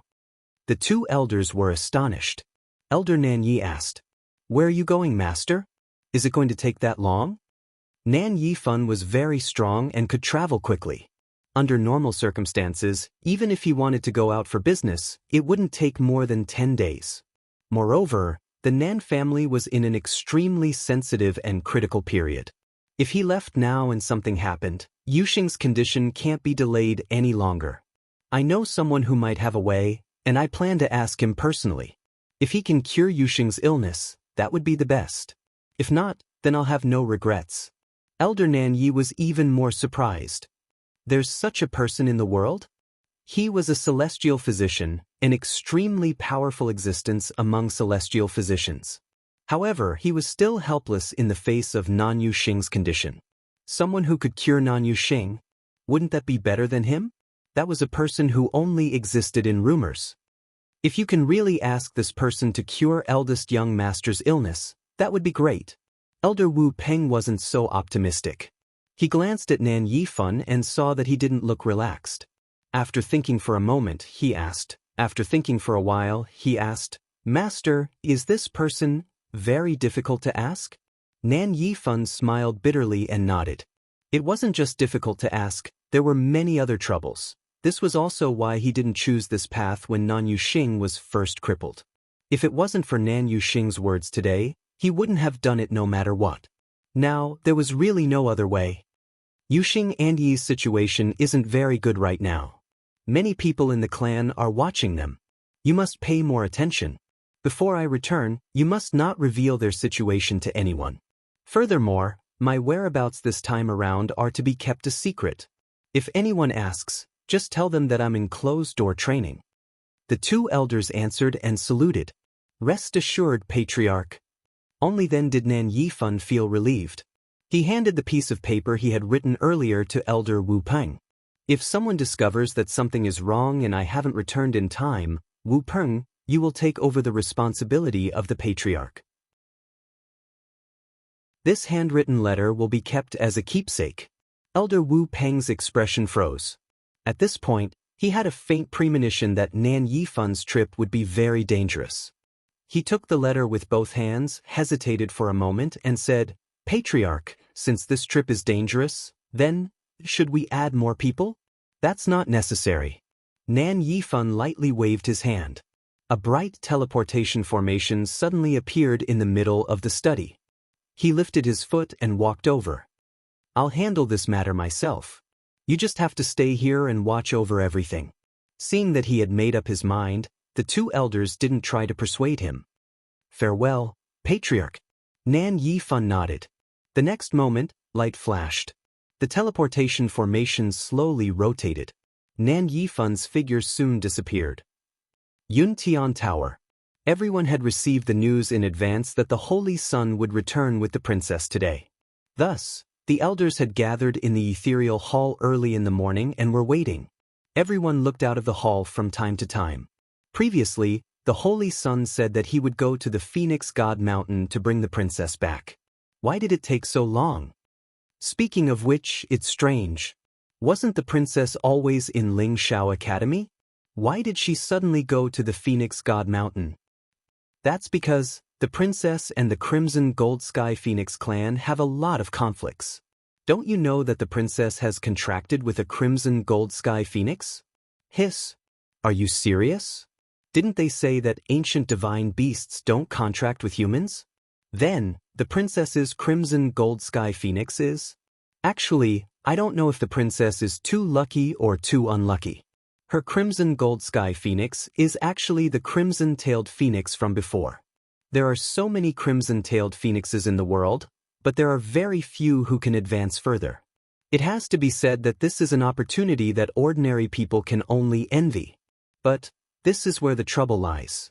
If it was another divine beast, there wouldn't be any problem. But what kind of existence was the Crimson Gold Sky Phoenix? For so many years, they had almost never interacted with humans. How could they let this matter go so easily? That's true. It seems that the Scarlet Gold Heavenly Phoenix clan's patriarch, Yi Zhao, personally wrote a letter to the Spirit Firmament Academy, asking the princess to personally visit. His Highness the Holy Sun went down for so long before returning. In other words, the Holy Sun must have paid a heavy price to help Shangguanyu this time. Everyone discussed animatedly. Most of them had the same opinion about this matter. After all, the Great Void Phoenix Dragon clan was famous for being arrogant and prideful. Especially Yi Zhao, he was very difficult to deal with. It wasn't surprising that they would think this way. 36 respected Elder Ming sat in his seat and leaned against the back of the chair. He listened to the various discussions with a relaxed expression. Since the Holy Sun has brought the princess back, it means that the matter has been successfully resolved. What's there to worry about? The hall fell silent for a moment. That was true, but who knew what the inside story was? Someone asked. 36 respected Elder Ming, aren't you worried at all? That Crimson Gold Sky Phoenix clan is not to be trifled with. 36 respected Elder Ming laughed out loud. So what? Don't forget that the princess's Crimson Gold Sky Phoenix has been with her since a few years ago. It's just a coincidence that it broke through now. Even if the Crimson Gold Sky Phoenix clan wants to do something, they have to be reasonable, right? Besides, the Holy Sun and the princess aren't ordinary people. How can they be bullied by them? These words were really irrefutable. The person who asked the question still wanted to say something, but he was stopped by the person next to him. Don't ask. 36 respected Elder Ming is famous for being protective of our princess consort. Even if there's really any trouble because of this, he won't say anything bad about the princess. Hearing this, that person swallowed the rest of his words.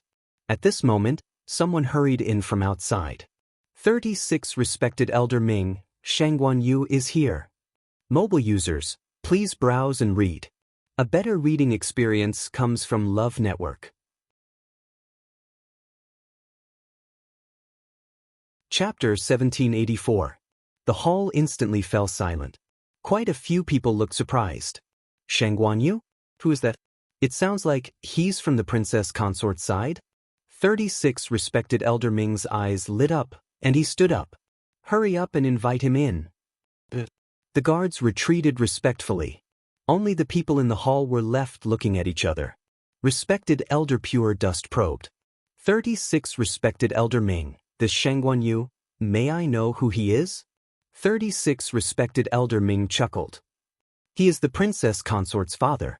Everyone understood. It was indeed that person from the Tianling dynasty. But why did he suddenly invite him over? Suddenly, someone seemed to have thought of something. Could it be that His Highness is planning to hold a grand wedding? 36 respected Elder Ming stroked his beard with a smile. This was a tacit agreement. Many people were stunned on the spot, and it took them a while to react.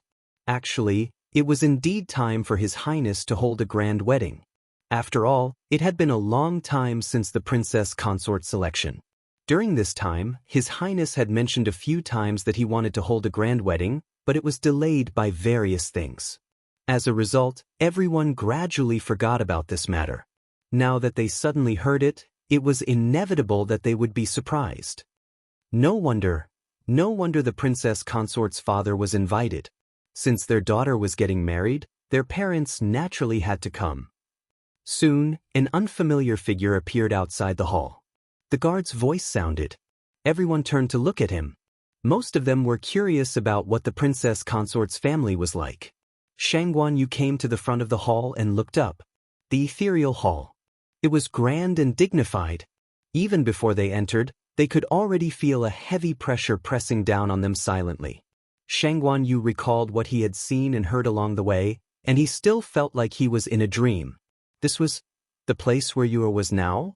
Xianxia had heard of the Divine Ruins world, and later, he learned a lot about it, including the Yuntian Tower.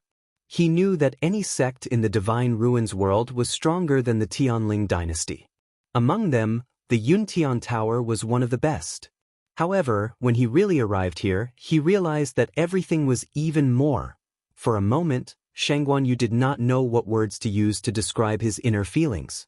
He only felt that something was surging between his chest and abdomen. Lord Xianxia, all the revered elders are waiting inside, please. With a warm smile on his face, Yuemo politely and respectfully invited Xianxia in. Although Xianxia was the Tianling emperor, they were currently in the Divine Ruins world, so it was naturally inappropriate for him to address him as such. After thinking for a while, Xianxia took the initiative to suggest that he should call himself that. In any case, it was just a title. The most important thing was to come and see you. Xianxia nodded and walked into the main hall. The moment Xianxia came in, countless eyes fell on him. He looked to be in his 40s and wore a navy blue brocade robe. Although there were traces of age on his face, it still couldn't hide the handsomeness and elegance of his youth. Xianxia's appearance was indeed somewhat similar to his. Most importantly, he exuded an extraordinary aura. Even though he came from outside the Divine Ruins world, he was still able to walk calmly in the ethereal hall where experts gathered. Many people thought to themselves, the people of the Xianxia family all seem to have such vigor? Be it Xianxia or the current Xianxia, they didn't seem to know what fear and cowardice were. People outside of the Divine Ruins world, even if they were born as monarchs, would often show some cowardice and fear when facing them. However, Xianxia was different. Lord Xianxia, you're finally here. 36 esteemed Elder Ming stood up and walked over with a smile. Xianxia swiftly assessed the situation in the main hall and determined that the old man before him was the one with the highest standing in the hall. Sensing the other party's goodwill and welcome, Xianxia felt slightly relieved. He immediately bowed with a smile. Paying respects to 36 esteemed Elder Ming. 36 esteemed Elder Ming was surprised. You recognize me? He didn't remember meeting Xianxia before. Xianxia nodded with a smile. Yuemo mentioned it on the way here. I noticed that you have an extraordinary disposition, so I thought that it should be you. Everyone present could tell that he was trying to curry favor with Xianxia. But so what? 36 esteemed Elder Ming was an esteemed figure. Even those from the Yuntian Tower had to be respectful to him, let alone Xianxia, an outsider from the Divine Ruins world. Besides, 36 esteemed Elder Ming was an extremely picky person. He wouldn't be interested in just anyone trying to curry favor with him. Ha! Lord Xianxia is too polite. 36 esteemed Elder Ming burst into laughter upon hearing those words. Clearly, he was very pleased with Xianxia's words. This also meant that his attitude toward Xianxia was very friendly. Many people exchanged glances with one another.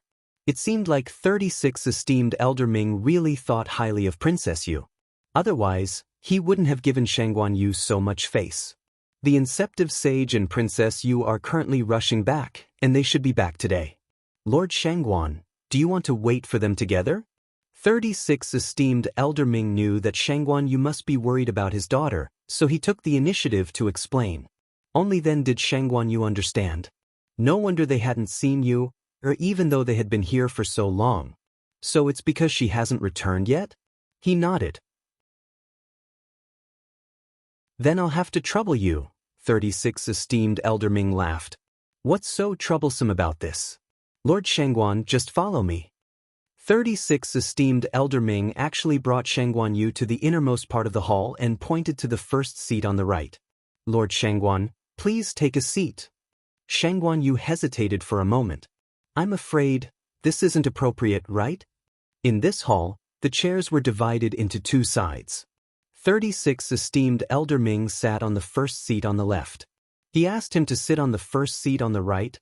36 esteemed Elder Ming said, "You're the Princess Yu's father, and your status is honorable. Naturally, you can sit on this seat." Mobile users, please browse and read. A better reading experience comes from Love Network.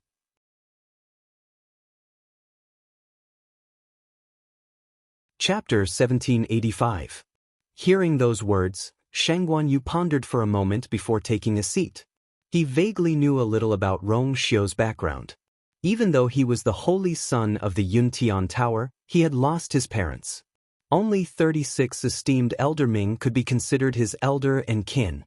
No one was more qualified than 36 esteemed Elder Ming to sit in this position. As for himself, it was because of Yuer. Yuemo stood behind Shangguan Yu and introduced the people in the hall one by one. Shangguan Yu greeted them one by one.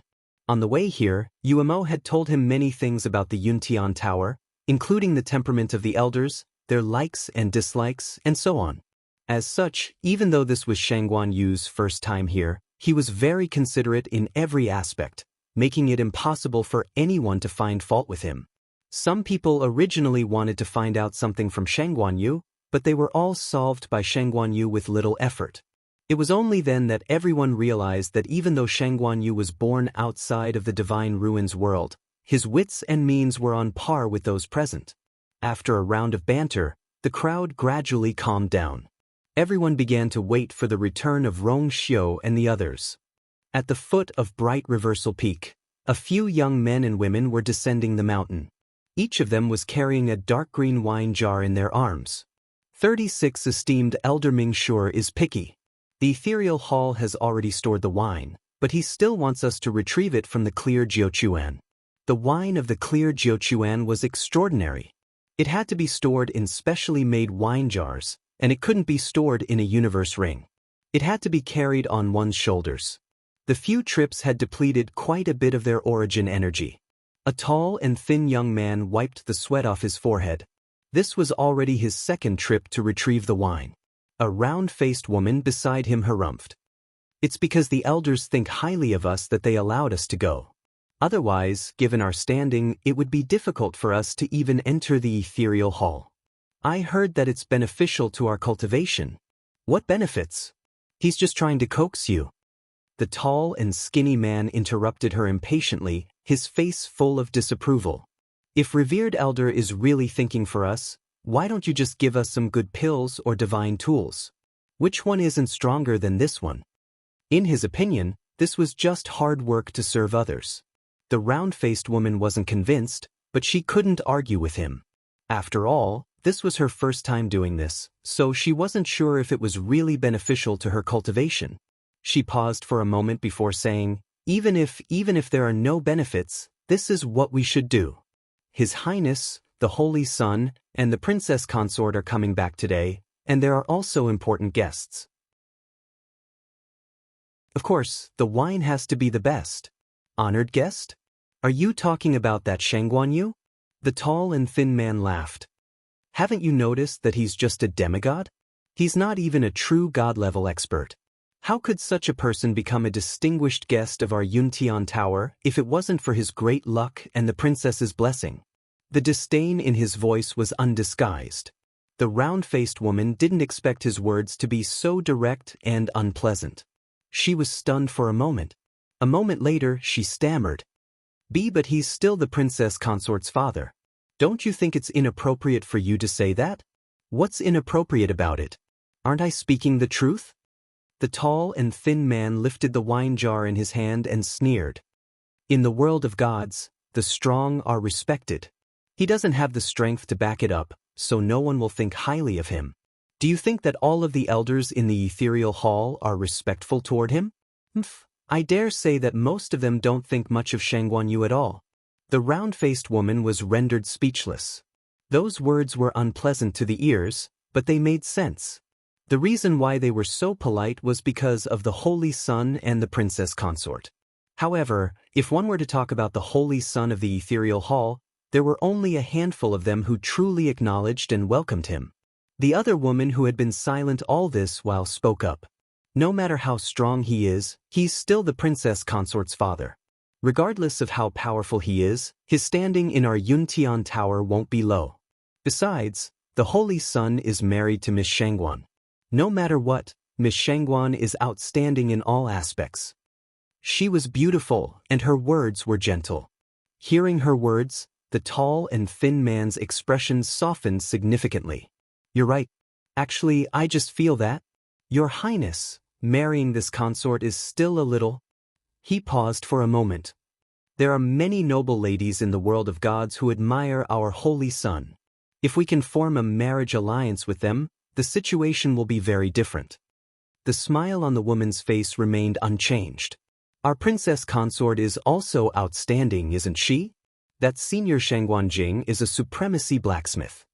A supremacy blacksmith is indeed formidable, but compared to those sects with deep foundations, the tall and thin man shook his head. He didn't finish his words, but the meaning behind his words was clear. The round-faced woman glanced at the two of them and said hesitantly, "But I heard from the revered elders that other than Shangguan Yu, the Holy Son has invited many of the princess consort's friends to his wedding. His Highness values the princess consort a lot." The tall and thin man didn't think much of it. The princess consort has no foundation in the world of gods. Naturally, he has to invite more people to make it more lively. Otherwise, wouldn't the scene be unbearable? The beautiful woman smiled. That's enough. These are not things we can discuss. It's fine to talk about it in private, but don't let others hear it. Let's go. If we wait any longer, we won't have time to get the wine. After saying that, she took the lead and walked forward. The remaining two didn't say anything else and followed behind her. After their figures gradually disappeared into the distance, the void fluctuated and a figure walked out. She was wearing a red dress, and her figure was slender and exquisite. Her black hair hung down, which made her snow-white face even more beautiful. It was Chu Luiyue. She looked in the direction where those people left and raised her eyebrows slightly, revealing a mysterious smile. It seemed that many people in the Yuntian Tower had such thoughts. Mobile users, please browse and read. A better reading experience comes from the Love Network.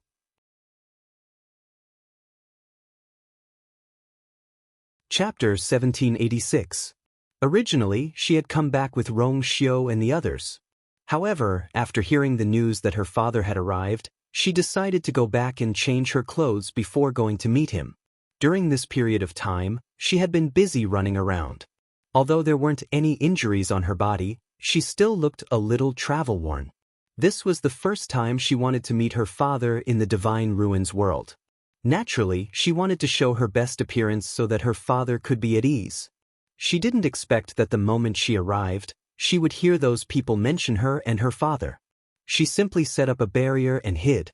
Just like that, she listened to their conversation. "Ah, you?" Dumpling asked in her heart. "Aren't you angry that they said that about you?"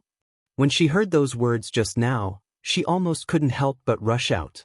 Chu Luiyue chuckled. "What's there to be angry about? They're telling the truth."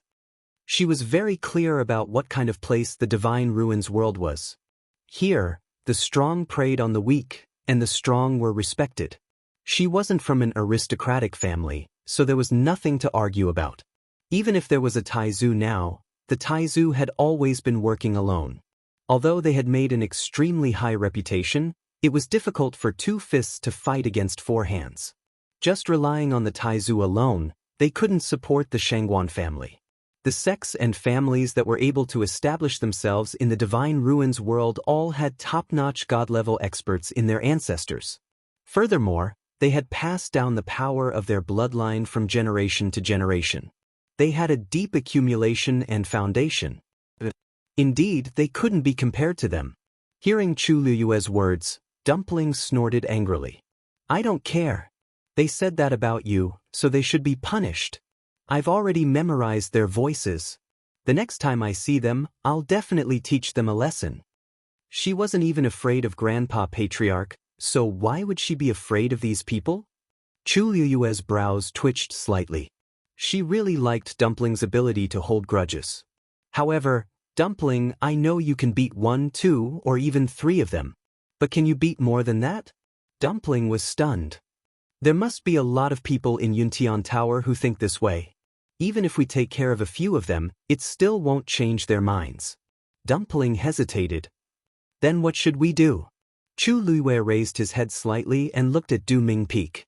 Gazing upward, Zhang Xian could already see the majestic ethereal hall. Needless to say, almost all the important figures in the Yuntian Tower were gathered there. Her eyes flickered as if thousands of stars were sprinkling down, and the light was fragmented. If you want them to acknowledge your position, the only way is to become stronger than them. At this moment, a familiar voice sounded. You, Chu Liyue turned around and saw that Rong Xiu had unknowingly appeared behind her. He had also changed into a snow-white robe, even though his previous set was also very clean. Have you been waiting for long? Previously, they had agreed to meet here. Chu Liyue shook her head with a smile. No, I just arrived. Rong Xiu walked closer. Standing here, he could even smell the faint fragrance of her body after bathing. When he lowered his eyes slightly, he could see her beautiful face. Under her smooth and full forehead were 2 fan-like thick and long eyelashes. Her nose was tall and straight, and he could vaguely see her cherry lips. After this period of running around, she seemed to have slimmed down, but her figure seemed to have become more slender, tall, and exquisite. Unknowingly, the youthful aura of a young girl had already disappeared. She was like a flower that was gradually blooming, gradually revealing her beauty and brilliance. Just a glance was enough to make one's heart waver. She was becoming more and more similar to her previous appearance, Rong Xiu. At this moment, Sheng Guanjing and the others had also rushed over. Earlier, Rong Xiu had specially arranged a place for them to tidy up. Thus, at this moment, the 3 of them were no longer haggard, and they looked much more energetic. Rong Xiu's lips curled up. Since everyone is here, let's head to the ethereal hall together. His Highness Inceptive Sage has arrived. His Highness Consort has arrived. Everyone who was waiting in the ethereal hall could not help but widen their eyes in shock. Everyone turned their gazes toward the entrance. 2 figures were walking in side by side. The man on the left was dressed in a snow-white robe. He had a tall figure and a seductive appearance. However, he exuded an indescribable elegance that made one subconsciously look up to him. The woman standing by his side wore a red dress that fluttered in the wind. She was slender, tall, and peerlessly beautiful. She clearly had an extremely beautiful and exquisite appearance, yet her eyes were clear, and penetrating. She faintly carried a piercingly cold heroic aura, and it was especially eye-catching. The 2 of them walked side by side against the light, and they appeared before everyone's eyes together. A faint layer of light shrouded their bodies. At a glance, it was as though 2 immortals had arrived hand in hand. What a pair! At this moment, everyone in the hall couldn't help but be impressed. Putting everything aside, just in terms of appearance and disposition, the 2 of them were indeed a perfect match. Just looking at them like this was enough to delight one's eyes. 36 esteemed Elder Ming was the first to react. He stood up with a smile and walked over to greet them. Welcome back, Your Highness Inceptive Sage and Princess Consort. As soon as he moved, everyone immediately reacted and bowed as well. We welcome back, Your Highness Inceptive Sage and Princess Consort. Chu Liyue's gaze skipped over these people and landed on the figure at the deepest part of the hall. She couldn't be any more familiar with that figure and that appearance. Sheng Guanyu stood up and wanted to walk over, but he realized that his heart was pounding furiously. His legs had stiffened, and he was unable to move at all. His eyes were fixated on the face that he had been thinking about day and night. With trembling lips, he finally managed to call out. Where? Mobile users, please browse for a better reading experience from LoveNet.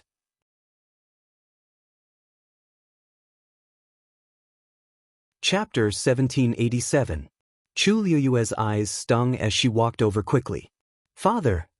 Seeing that she had moved, Shang Guanyu hurried over. The father and daughter were speechless when they saw each other. Shang Guanyu looked at her from head to toe, and something seemed to be surging in his eyes. After a while he said, You've lost weight. Thousands of words condensed in his chest, but his throat was extremely dry.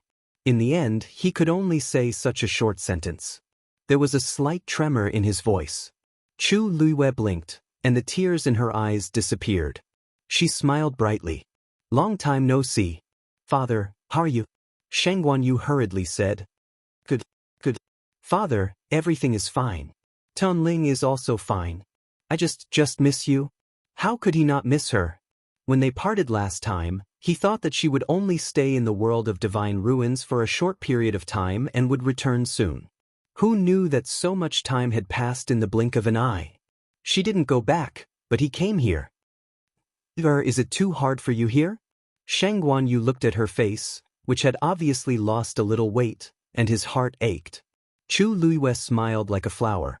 Father, you're worrying too much. Look at me, my strength has increased a lot. Shang Guanyu noticed that her aura had indeed increased a lot compared to when they parted. You've broken through to the high god level? Shang Guanyu asked in shock. Chu Liyue nodded and then took his hand. It's a long story. I'll explain it to you in detail when we have time later. Her father knew almost nothing about everything that had happened to her in the world of divine ruins. He didn't know that she had broken through to the high god level when she came to the world of divine ruins a few years ago. She didn't tell her father before because she was afraid that he would be worried. But now, it was indeed time to tell him. Shang Guanyu nodded vigorously. I'll listen to you. As long as you're willing to tell me, I'm willing to listen. Chu Liyue's heart warmed. At this time, Rong Xiu also came forward and saluted Shang Guanyu. I haven't formally introduced myself to you before. Junior Rong Xiu, the holy son of the Yuntian Tower, greets Lord Shangguan. Rong Xiu's attitude was very respectful and polite. Shang Guanyu looked at him with emotion. In fact, he already knew that Rong Xiu's identity was unusual, but he didn't expect it to be even more shocking than he expected. The ruler of a first-rate family, the famous war god of the divine ruins world. In the past, he only thought that Rong Xiu was gentle, polite, and had an extraordinary temperament. No matter what situation he encountered, he was always calm and collected.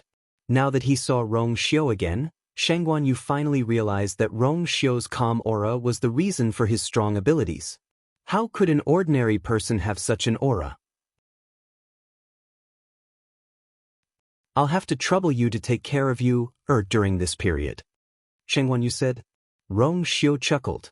This is what Rong Xiu should do. Of course, he would protect his woman. Shang Guanyu breathed a sigh of relief. Originally, he was a little worried that the gap between their identities was a little big, but judging from Rong Xiu's attitude, he didn't have to worry about this.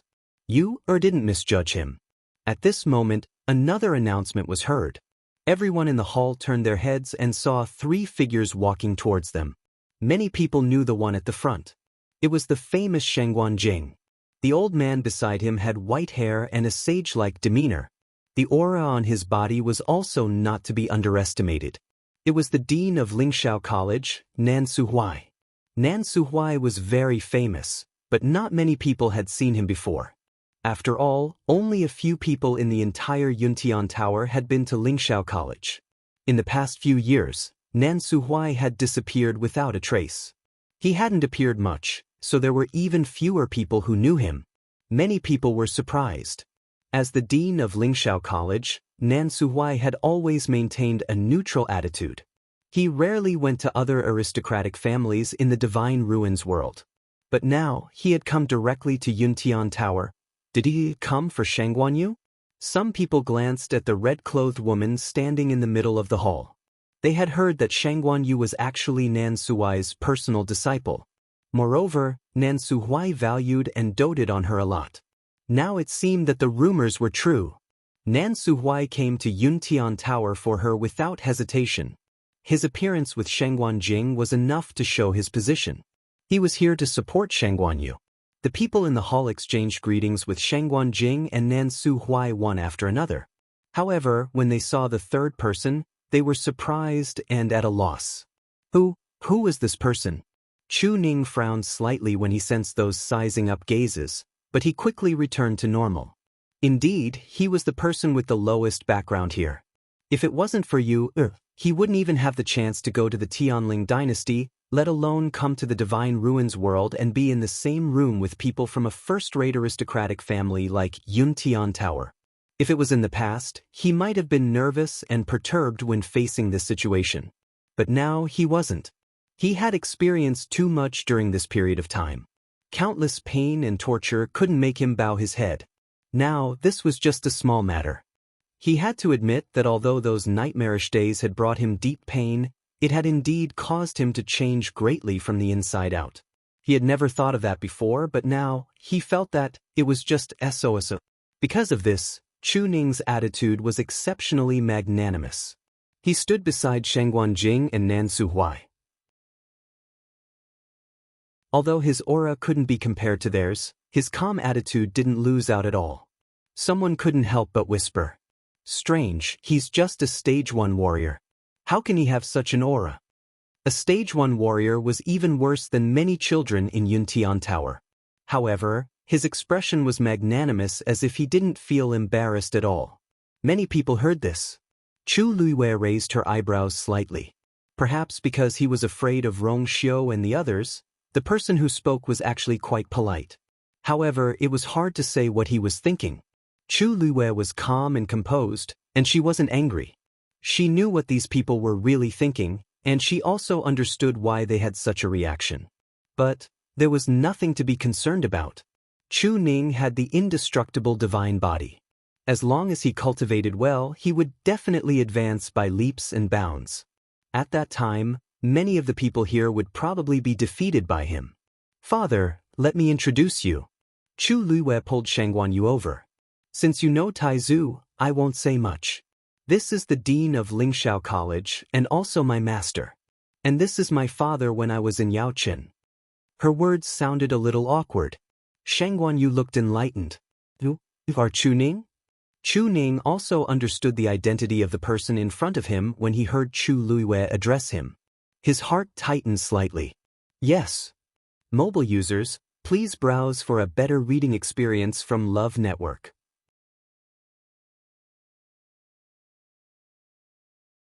Chapter 1788. Chu Ning had been able to remain calm in the face of so many people's scrutiny and doubts. However, he suddenly became nervous when facing Shang Guanyu. He was nervous mainly because Shang Guanyu's identity was too special. He was Yu Er's father. He had thought about this when he found out about Yu Er's real identity. Now that they met, he realized that it was more awkward than expected. Chu Ning didn't know what identity he should use to face Shang Guanyu. However, when Shang Guanyu heard that, he suddenly took half a step back and bowed deeply to Chu Ning. Chu Ning was shocked and hurriedly said, "No." Shang Guanyu's status was higher than his, and he was Yu Er's real father. He really didn't dare to accept this bow. However, Shang Guanyu was very insistent. He stood up and sincerely said after he finished bowing, "I'm sorry, but I'm sorry, but I'm sorry. Chu Ning, thank you for taking care of Yu Er previously." He knew that many things had happened to Yu Er when she was in Yaochen. If not for Chu Ning's protection, Yu Er would have suffered a lot. When he was lying unconscious in the Tianling Palace, it was Chu Ning who gave Yu Er a home. His heart was filled with endless gratitude towards Chu Ning. Chu Ning's emotions surged when he heard these words. He didn't expect Shang Guanyu to think this way. He thought that, "Chu Ning, it's Yu Er's blessing to have a father like you." Shang Guanyu said sincerely. Chu Ning was shocked and suddenly looked up at Shang Guanyu. What he meant was, seeing Chu Ning's expression, Chu Luiwei seemed to have something surging in her heart and almost drowning her. She held Chu Ning's hand and said, "Father, I've already told Father before that no matter who I am, I'm still your daughter." She had occupied the real Chu Luiwei's body and received the fatherly love that should have belonged to that girl. Therefore, she was Chu Ning's daughter. It didn't matter if she was Chu Luiwei or Shang Guanyu.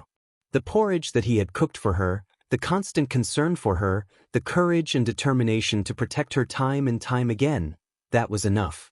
She was father's daughter and Chu Ning's heart seemed to be choked by something.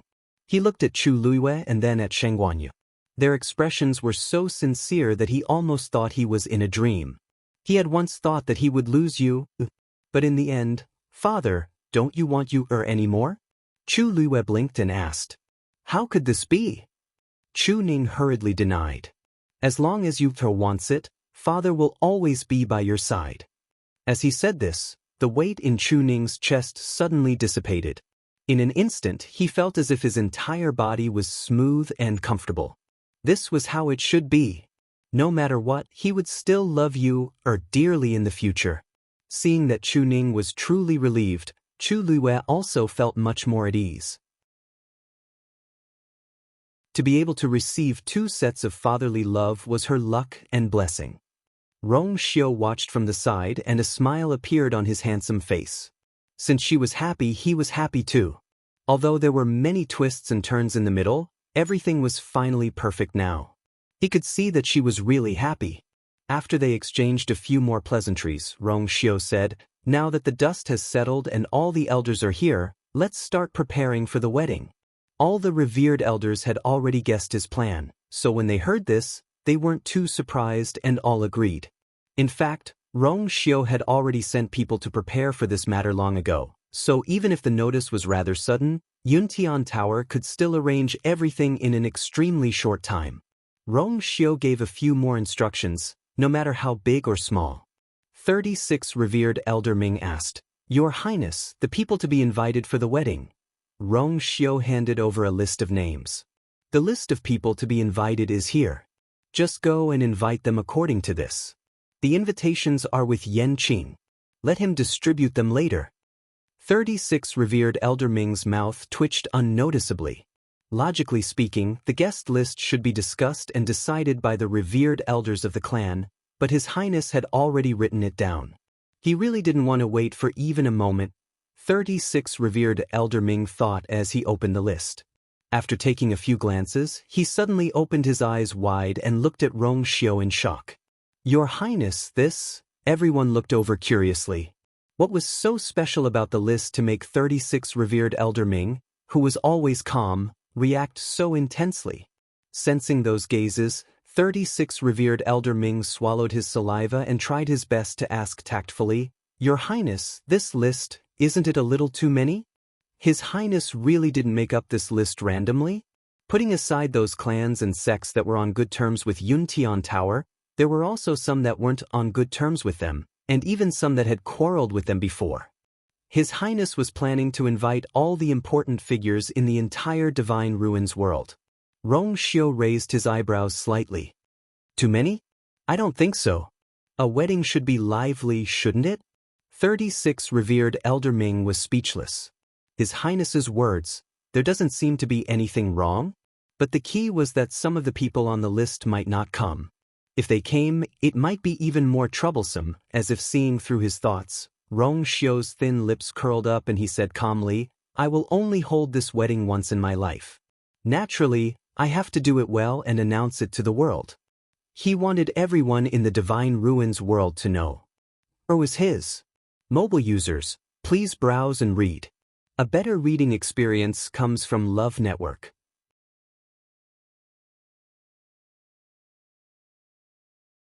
Chapter 1789. The entire Yuntian Tower became busy. The Holy Sun's wedding was a big event for the entire clan. Everyone was naturally mobilized and did not dare to slack off. During this period of time, Chu Luiyue became the most leisurely person. As the wedding was imminent, she did not stay with Rong Xiu in the sacrificial god hall.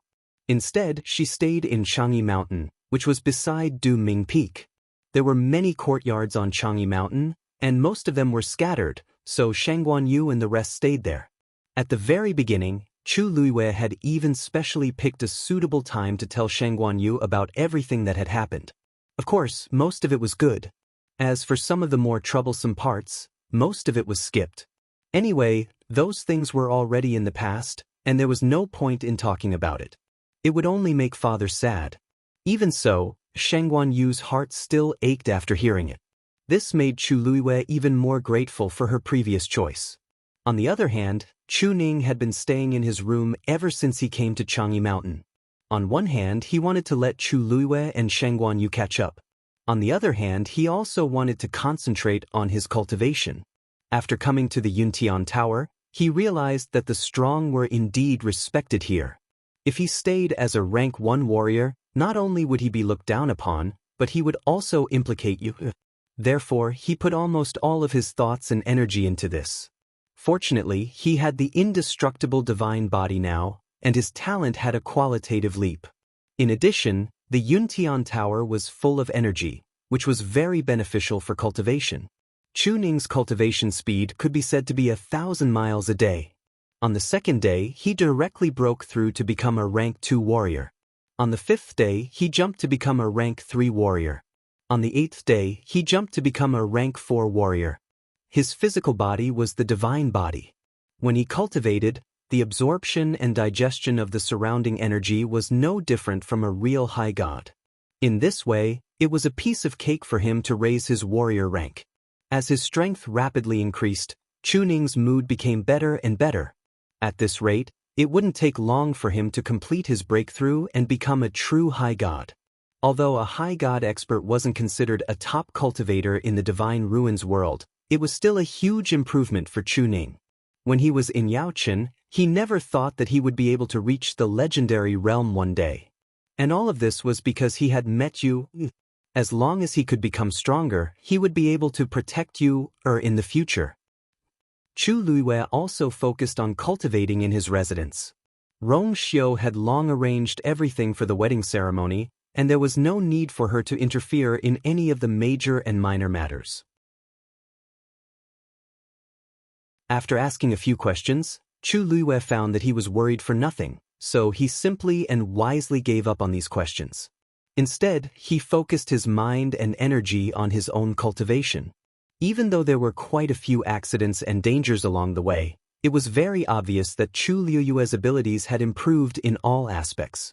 Especially in the god-slaying mound, she definitely benefited a lot. In the courtyard, Chu Luiyue sat quietly on a stone bench. She was toying with a stone in her hand, and there were more than a dozen stones scattered around her feet. These stones were the ones she had taken out from the god-slaying mound. They seemed to be scattered on the ground in a disorderly manner, but in fact, Chu Luiyue could clearly feel the power contained in each stone. And that restless god domain that was about to be unleashed. A stone rolled to her feet. Chu Luiyue looked down and raised her eyebrows. No. There was a boundary outside Chang'e Mountain, and without permission, outsiders couldn't enter or leave at will.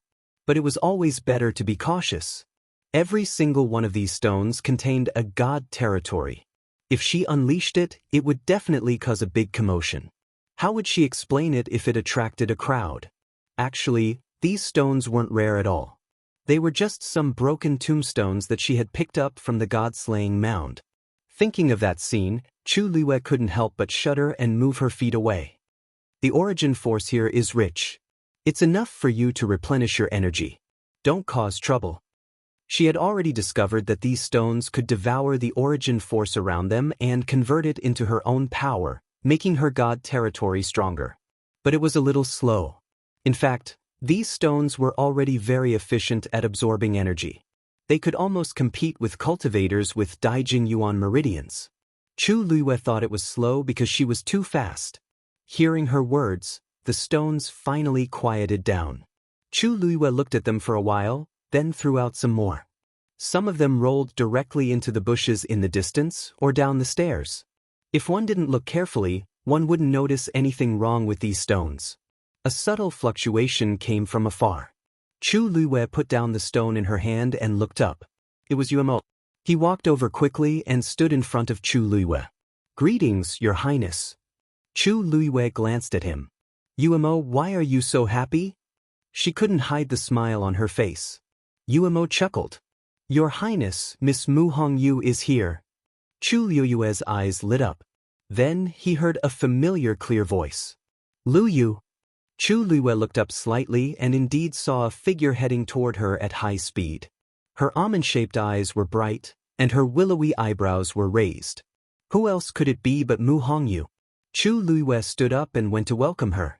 Hongyu, why are you only here now? Father was far away in Tianling, and he had been here for a few days. Mu Hongyu was at Lingxiao College, so she should have arrived earlier. She didn't know why she was delayed until now. Mu Hongyu cupped her hands pitifully. I was delayed by something at the last minute. Lu Yu, you won't blame me, right? Chu Luiwei raised her chin. Tell me first. What was delayed? At the mention of this, Mu Hongyu's face fell. Actually, it's nothing. I've been busy breaking through recently. Chu Luiwei. This is your reason? Mu Hongyu coughed. Actually, it's not completely like that. It's just that some things have happened in the academy recently. Chu Luiwei narrowed her eyes. She felt that something was wrong. Mu Hongyu had always been passionate and enthusiastic about cultivation. Her aura had indeed strengthened. She must have succeeded in her death. If that was the case, why did she have such an expression? What happened in the academy? She had been very busy recently, so she didn't know much about the situation in the academy. Mu Hongyu hesitated for a while and stood up anxiously. Sigh, it's actually not a big deal. It's just that Jian Fengqi also came to the academy. Mobile users, please browse for a better reading experience from Love Network.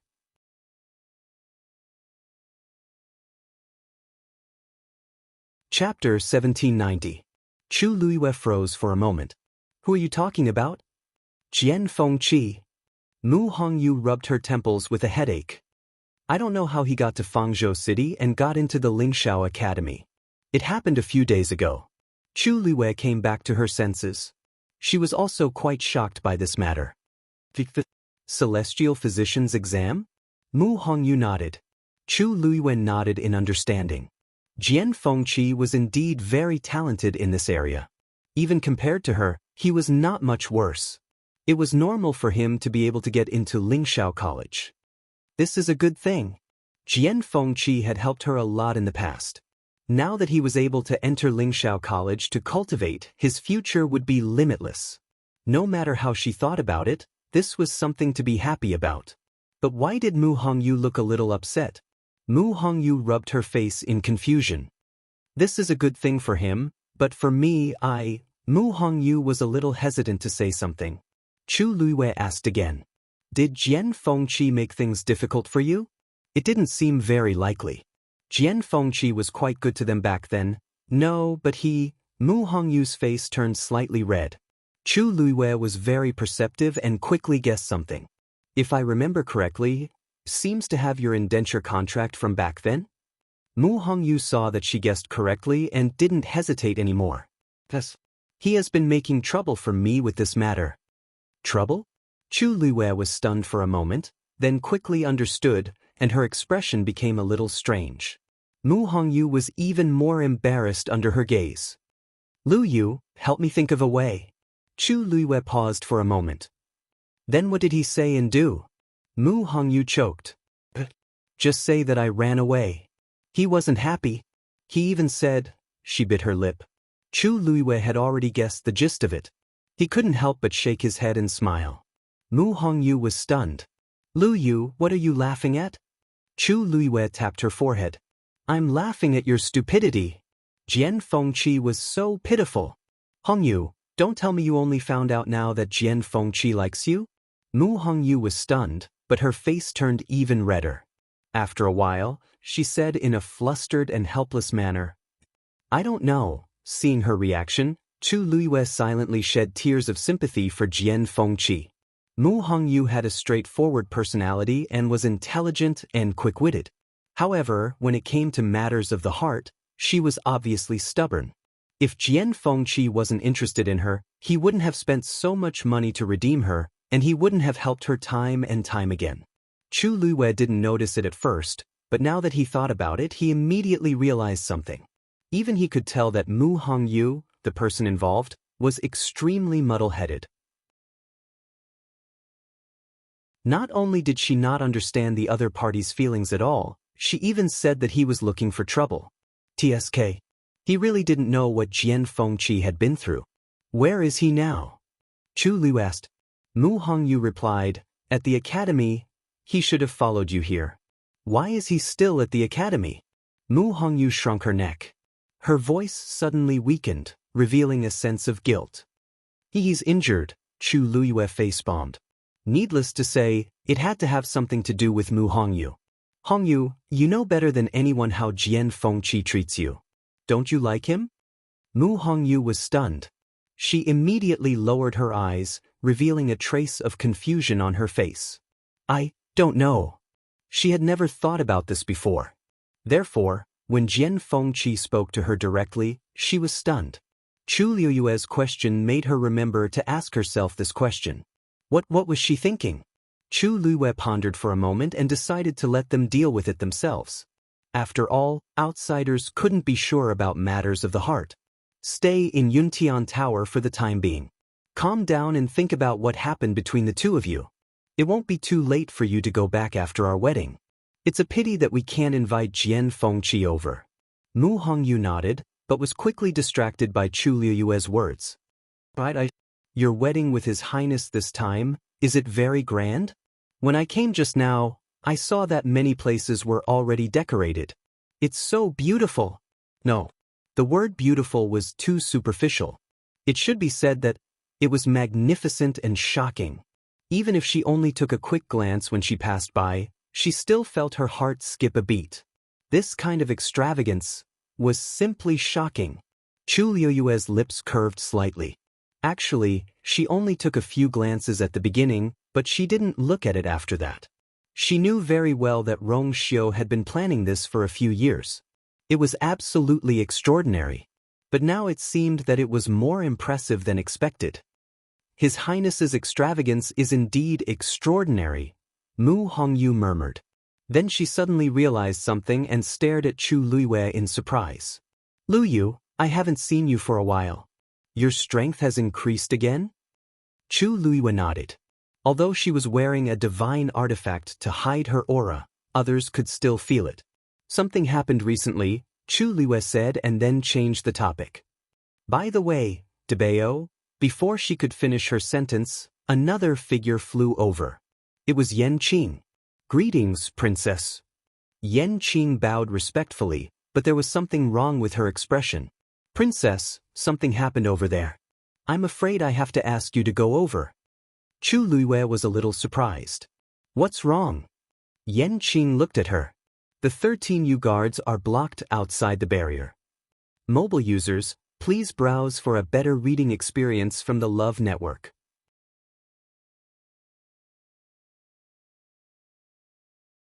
Chapter 1791. The 13U guard is here too?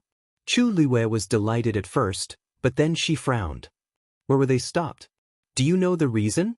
Yan Qing said, Princess, only 6 people from the 13U guard came this time.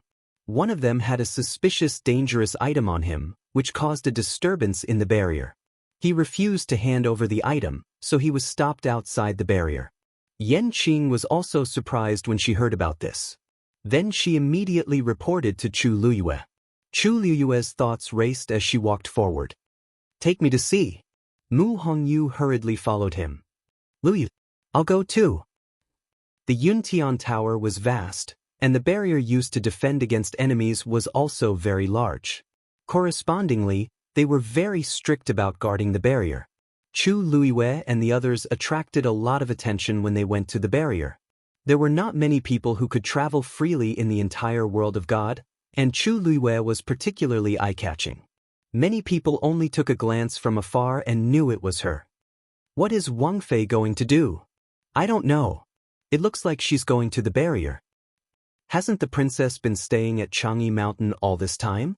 Why is she suddenly going to the barrier? Hey, haven't you heard? The princess's former subordinates were stopped outside the barrier for some reason.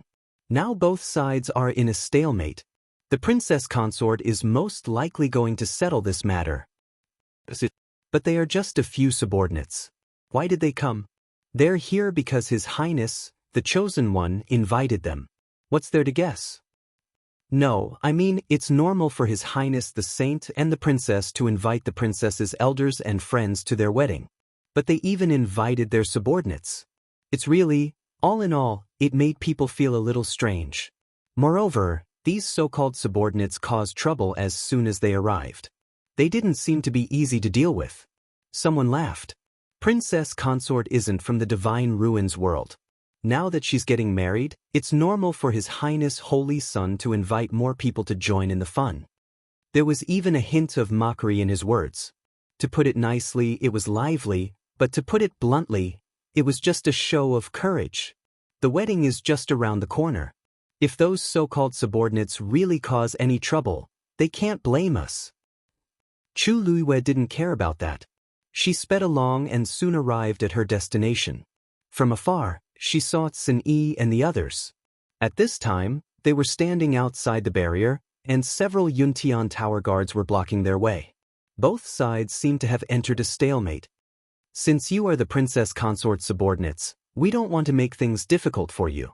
As long as you hand over that thing, we can immediately let you in. One of the guards frowned. It's just a waste of time for us to continue this confrontation. Xin Yi looked at the woman behind him. Little Hachi? The woman looked to be around 17 or 18 years old. She had a gorgeous appearance and exquisite facial features. Especially her pair of eyes that were suffused with a coquettish aura and could practically suck out one's soul. She could be said to be peerless. She was wearing a colorful dress, revealing her slender and fair arms as well as her calves. It was very eye-catching. Her wrists and ankles were wrapped with colorful ropes, which were decorated with broken jade beads. Every time she moved, her body would jingle. Her long black hair was tied up simply with a colored string, and it extended all the way to her ankles. Regardless of her appearance, just her outfit alone would attract attention wherever she went. She was Little Hachi of the 13U Guard. She didn't have a name, so everyone called her that. When Little Hachi heard this, she pursed her red lips in dissatisfaction. Big brother, I was planning to take that thing out after seeing Master. If I take it out now, it'll be a waste. Xin Yi's long and indifferent eyes narrowed slightly, but he didn't say anything else. He understood Little Hachi's personality very well. No one could force her to do something she didn't want to do. She definitely had her own reasons for being so insistent. After thinking for a moment, Xin Yi asked, "Since you're worried, why don't you just send someone to follow us in? If anything happens, we'll take responsibility for it." The expressions of the guards turned even colder. Impossible! The barrier's reaction was so strong. How could they let them in so easily? If something really happened, they wouldn't be able to escape responsibility either. Xin Yi slowly clenched his fists in his sleeves. At this moment, he was the first to sense Chu Liuyue's movements. He turned his gaze and looked over. "Master is here," he said indifferently. The remaining guards came back to their senses and hurriedly followed his gaze. Little Hachi also opened her beautiful eyes wide and kept looking around. Where? She quickly saw Chu Liyue. A smile appeared on that beautiful and delicate face, instantly causing the surrounding world to lose its color. In that instant, the surrounding scenery seemed to have lost its color, leaving only her. Flirtatious and gorgeous, her beauty unparalleled. "Master!" Little Hachi waved at Chu Liyue, her figure swaying. Her pair of beautiful eyes seemed to be able to devour a person's soul. That smile of hers was truly charming. Even the guards who had been cold and stern earlier couldn't help but stare blankly at this moment. Little Hachi turned a deaf ear to them and only cared about her master. "Master! Little Hachi missed you so much after not seeing you for so long." Chu Liyue face-bombed. She knew that the one causing trouble was definitely her. "Greetings, Princess Consort." The few guards reacted and immediately saluted. Chu Liyue indicated for them to dispense with the formalities. "I'll handle it." As she spoke, she looked at Little Eight. "Speak, what did you bring me?" She actually caused such trouble because of this. Little Hachi's red lips curled slightly and immediately revealed a smug smile. "Of course it's a good treasure. Master will definitely like it." She clasped her hands together and shook them lightly. The broken jade beads on her wrist jingled, crisp and pleasant to the ear. Then, a wooden box suddenly appeared. Mobile users, please browse for a better reading experience from Love Network.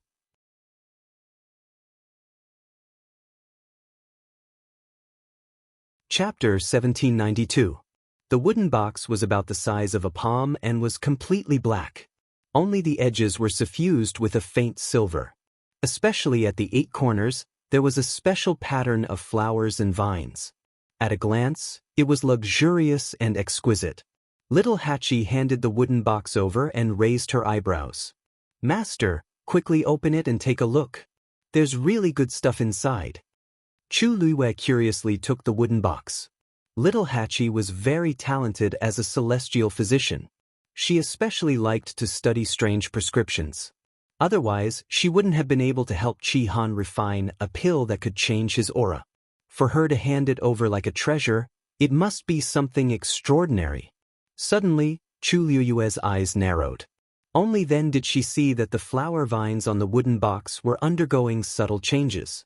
The vines and leaves moved silently, as if they were being blown by the wind. During this process, what was even more shocking was that the wooden box was actually starting to melt bit by bit.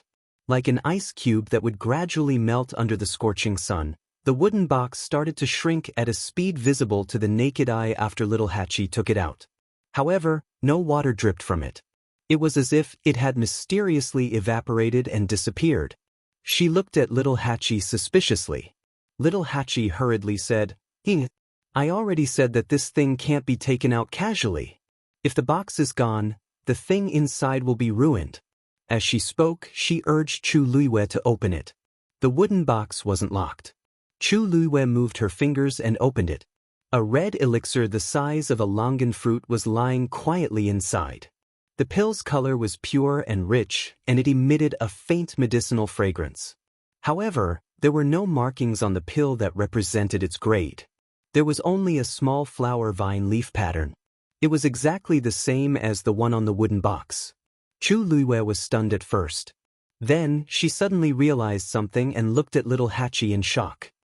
"This is... Master, it wasn't easy for me to refine this. It must have been hard on you to bring it all the way here." Little Hachi looked at her and saw the crux of the matter. She blinked and a pair of soft and boneless hands climbed onto Chu Luiwei's arm. She leaned against her and said in a gentle voice, "Master, how do you plan to reward Little Hachi?" Chu Luiwei's eyelids twitched. Little 8 was a natural demon. Her eyes were filled with a myriad of emotions. No matter where she went, she was the most eye-catching. Over the years, she had been seducing her, but she didn't give them a second glance. On the other hand, every time she met Chu Luiwei, she would always stick to Chu Luiwei seductively. After all, they hadn't seen each other for a few years. Chu Luiwei almost couldn't take it when this happened so suddenly. Cough. Of course, Chu Luiwei. Ling Shao Academy's herb garden is for you to use for 1 month. Really? Little Hachi's eyes lit up and she was overjoyed. "Master, you're the best to me." She had been coveting that herb garden for a long time. It was a pity that her master had always valued that herb garden and was reluctant to let her use it. This time, it was finally a success. Seeing Little Hachi sticking to Chu Luiwei and acting coquettishly, Yanqing couldn't help but frown. Why was this woman like this? Chu Luiwei took out the pill and was about to swallow it. Yanqing tried to dissuade her. "Princess consort, this pill, what if there was a problem?" Chu Luiwei smiled and said, "Little Hachi is mine. Don't worry." Little Hachi glared at Yanqing. "This pill was specially refined by me to help Master refine his divine body. You don't know anything. Why are you here to cause trouble?" Yanqing glanced at Little Hachi indifferently. His face was still expressionless, as if he didn't care about what she was saying at all. Since the princess consort said that she was trustworthy, then there shouldn't be a problem. It wasn't appropriate for him to continue speaking. But the princess consort's subordinates were all rather special. Yanqing's eyes swept across Sun Yi and the rest without batting an eyelid, but he quickly retracted his gaze. Seeing that Yanqing actually didn't care about her, Little Hachi was instantly enraged. You? Chu Luiyue pressed her hand. She knew that Yan Qing had always been like this. It wasn't that he was targeting Little Hachi. Little Hachi could only suppress the anger in her heart and snort. What do you people know? If Master uses this pill of mine, he will refine his divine body in less than a year. As soon as he said this, the guards secretly looked at each other and revealed a tacit smile. This woman was so boastful. It was a pity that she wasn't that smart. There were many high god experts in the divine ruins world, and there were also many pills that could help one break through to the high god level. But they had never heard of a pill in this world that could guarantee that one could refine their divine body in less than a year after using it. This woman was too good at bragging. Chu Luiyue's gaze quickly swept across the few of them, and she easily guessed their thoughts. The corners of her lips curled up slightly as she chuckled softly and looked away. At this moment, the wooden box in her hand had completely dissipated. Since the item has been verified and I have used it, can you let them in now? The guards hurriedly bowed. Yes. Princess consort, please. Everyone please. No matter what, they had to give face to the princess consort. Chu Luiyue nodded at Sun Yi and the rest. This time, they entered in a single file, and the barrier didn't produce any abnormal fluctuations. Chu Luiyue's gaze swept across them and smiled. Since you're here, follow me to Changyi Mountain first. I haven't seen you for a while, so let's have a good chat. With that, she turned and walked in the direction of Changyi Mountain. The others followed closely behind. It was only when their figures gradually disappeared into the distance that the guards finally relaxed. That girl called Little 8 just now was really arrogant and unbridled. She was full of nonsense. How could there be such a pill in this world? Didn't she do her homework before spouting nonsense? Saying it out loud would be a joke for no reason. I heard that they are the same as the princess consort, also from the Tianling dynasty. They probably think that we are as ignorant as the ordinary people from their place, right? So they are from outside the divine ruins world. No wonder. I really don't know how the princess consort chooses people to take in such people as her subordinates. Didn't you see the youngest youth over there? He looks to be only 13 or 14 years old.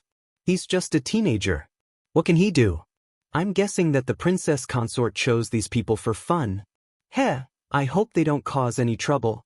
However, this seems to be a little difficult. They haven't even entered yet, but they've already caused a ruckus. Who knows what those people will do in the future? The guards shook their heads in disapproval. The princess consort is very outstanding. This is indisputable. It's a pity that there are too many people dragging her down. Mobile users, please browse and read. A better reading experience comes from Love Network.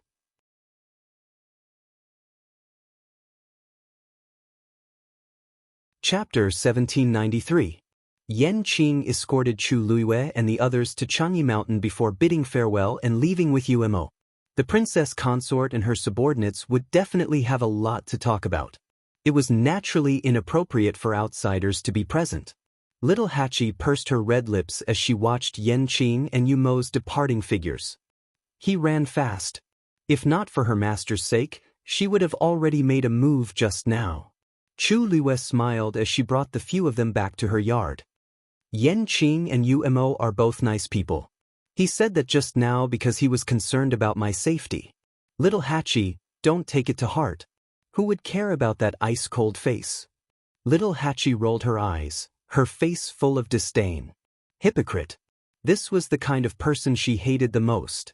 Chu Luiyue glanced at her and knew that she was still dissatisfied with Yan Qing. He chuckled softly and didn't continue to persuade her. Little Hachi might have a strange temper, but she was extremely smart. Now that they were in Yuntian Tower's territory, she wouldn't really get into a fight with them. Chu Luiyue pushed open the door and entered, but Mu Hongyu stopped at the door. Liu, why don't you guys talk first? I won't disturb you. She could tell that these people followed Lu Yu's lead blindly. They had traveled thousands of miles to come here, so they definitely had a lot to talk about between master and servant. Chu Luiyue thought about it and didn't continue to keep her. He nodded. All right. Mu Hongyu sized them up curiously one last time, then quietly closed the door and left alone. Only Chu Lue, Sin Yi, and the others were left in the room. "Greetings, master." They bowed in unison. Chu Lue chuckled and said, "It's been a long time. It's been a long time since we last met. You must have had a hard time coming here this time. There's no need to stand on ceremony." Little Hachi walked over with seductive steps. "Master still loves us dearly." Chu Lue raised his eyebrows and glanced at her. "There are no outsiders here. Stand properly." Little Hachi pouted and stomped her feet like a spoiled child. Master is about to get married, so he doesn't care about Little Hachi anymore. Chu Lue helplessly held his forehead. She really didn't know what to do with Little Hachi. Sin Yi glanced indifferently at Little Hachi. Little Hachi suddenly became alert. She snorted, but still stood there obediently. In this world, only Sin Yi could subdue her. It wasn't because of anything else. It was because Sin Yi was much stronger than her. Furthermore, he attacked without mercy. Even Chu Liuyue's heart couldn't help but soften when faced with such a beautiful face. However, Sin Yi would never be like that. If he said that he would dislocate Little Hachi's left arm, it definitely wouldn't be her right arm that would be dislocated. Hence, Little Hachi was still a little respectful towards Sin Yi. Chu Lue scanned the surroundings. This time, there were a total of 6 people, including Sin Yi and Little Hachi. Other than the 2 of them, Wu Yao, Yu Jiu, and Shifang were all here. There was also Little 13. Chu Lue smiled and waved at Little 13. "13, come over quickly. Haven't you grown taller recently?" Little 13 had been obediently following behind everyone. When he heard Chu Lue call him, he immediately became happy. The youth's eyes were bright, and his appearance was delicate. His body, which was growing, seemed a little thin. There was still a hint of immaturity in his eyes, but there was also a hint of calmness that hadn't been there before. It was a sign that he was gradually growing up. Chu Lue stood up. When Little 13 walked in front of her, she realized that he was already slightly taller than her. She was stunned for a moment before she couldn't help but laugh. 13 has really grown up. 13's ears were slightly red, but his expression was very happy. In the past, everyone treated him like a child, but now, he could clearly feel that everyone's attitude towards him had changed. In short, he was very happy. Growing up and becoming stronger meant that he could help Master in the future. Chu Lue patted 13's shoulder lightly, then looked at everyone. Apart from Sin Yi, she really hadn't seen these people in a long time. "How have you guys been?" They all nodded. "Sin Yi, I've been reading recently." "Very good." "Wu Yao, I've been practicing boxing recently." "Very good." "Yu Jiu, I've been practicing swords recently." "Very good." "I've been farming recently." "Very good." Chu Lue, seeing her speechless expression, 13 hurriedly raised his hand. "I've been running recently." "Very good." Chu Lue looked at him with gratification. "During puberty, you should run more and exercise your body." 13 was very happy to be praised. A shy and bright smile bloomed on his delicate face. "Master, you haven't praised 13 in a long time. Last time, you said that 13 cooked well and praised 13 for eating a lot." Chu Lue. "Oh, is that so?" She coughed. It had been a long time since she last saw them, but these people were busy with their own things as usual. Where are the others? It's Sin Yi. Previously, His Highness the Holy Sun sent a message to Tianling. "After knowing that you were going to marry the Holy Sun, I immediately informed the 13U tribe. However, time was a little tight, so only the few of us rushed over. The others were further away, so they couldn't come together. In addition, for Wells and the others were stationed in Tianling. We had to leave someone there." Chu Lue nodded slightly. "I'm already very surprised that the few of you can come." Ever since her accident, the 13U tribe had left Tianling and scattered. After such a long time, there hadn't been a chance to gather them back. Now that 6 of them had come, it was indeed quite good. Sin Yi looked at her and asked, "Master, have you regained your memories?" Chu Lue nodded. Since she had broken through to become a supreme god again and summoned back the divine realm, She had naturally regained her memories. Sun Yi nodded. In fact, they had already guessed this before, but this was a serious matter, so they still had to confirm it before they could truly be at ease. Chu Lue asked them a few more questions, and everyone answered them one by one. She also briefly told them about some of the things that had happened recently. Wu Yao looked ashamed. I didn't expect Master to have suffered so much here. It's all our fault for coming too late. Chu Lue smiled nonchalantly. Misfortune is a blessing in disguise. Although there were some twists and turns in the middle, fortunately, everything was daunting but not dangerous. Moreover, I gained more than I lost. Overall, it was actually a good thing. 13 clenched his fists. Master, then after this, we won't go back. We'll stay in the divine ruins world with you. We'll protect you well. Sun Yi's expression changed slightly when he heard this, and he looked at Chu Lue. Master, what do you plan to do after this? Chu Lue knew what he was asking. She paused but didn't immediately answer this question. Instead, her lips curled up in a smile. I have a friend who has been researching how to build a teleportation formation. If you have time, go and teach him. Sun Yi nodded. Yes. Mobile users, please browse for a better reading experience from Love Network.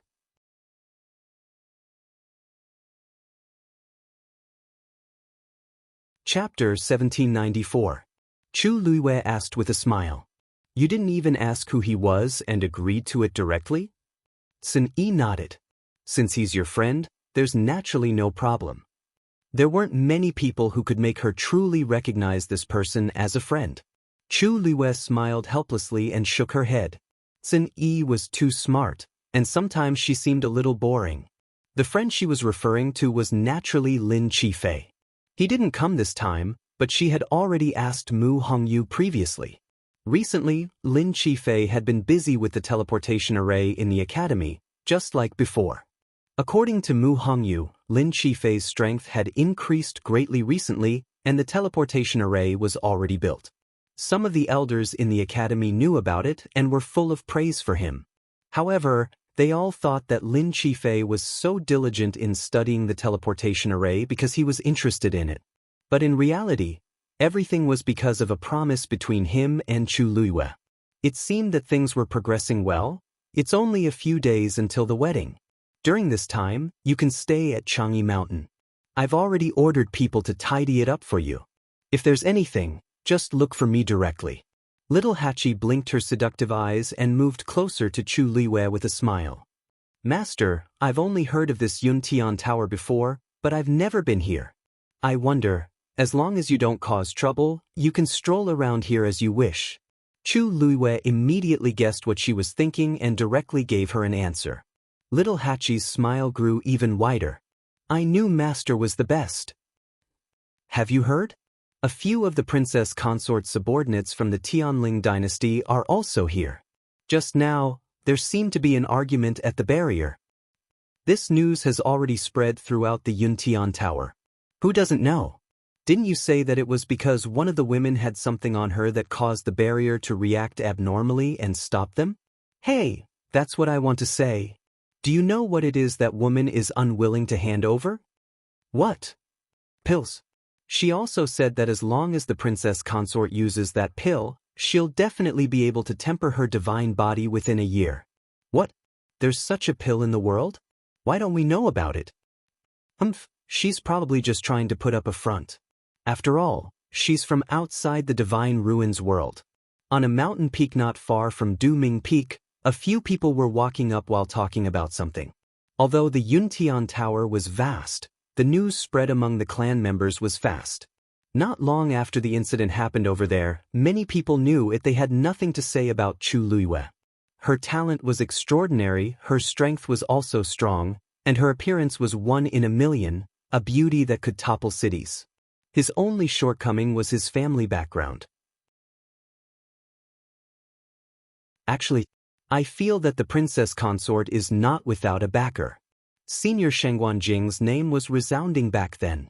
Even now, a venerable blacksmith is very rare and honorable in the entire divine ruins world.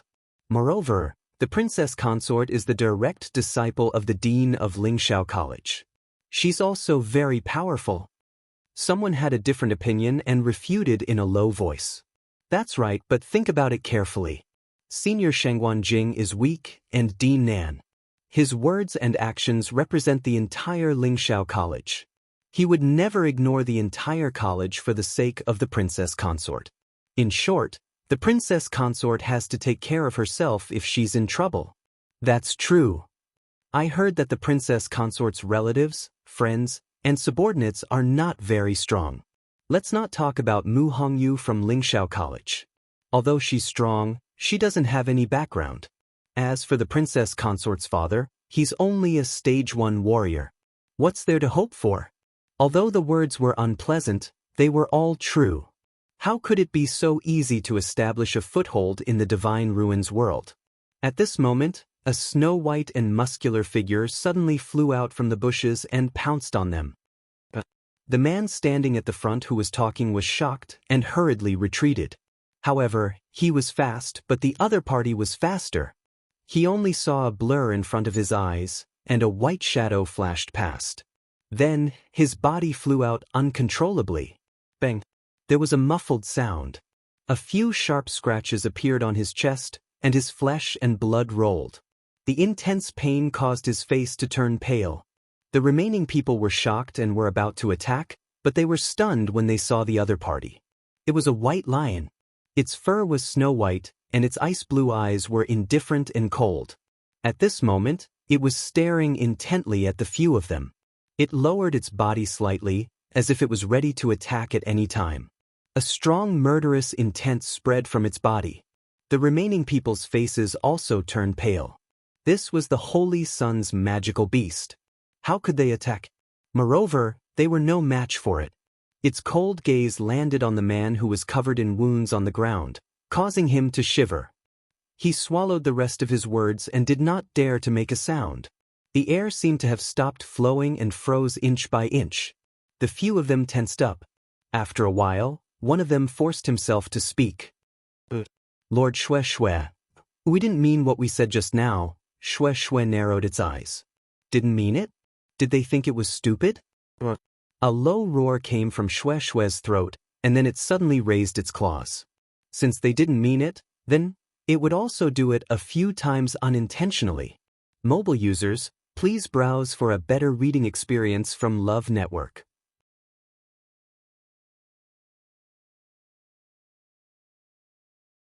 Chapter 1795. Taking care of these people was a piece of cake for Xue Xue. After a series of white flashes, the people present were all injured to varying degrees. Seeing that Xue Xue was about to continue, one of them quickly shouted, Lord Xue Xue. His Highness the Saint and the Princess Consort's wedding is imminent. It's really inappropriate if someone dies. Only then did Xue Xue stop. It tilted its head and pondered for a moment, as if it was considering this person's words. The few of them held their breaths nervously and did not dare to move. They did not even dare to utter a single word.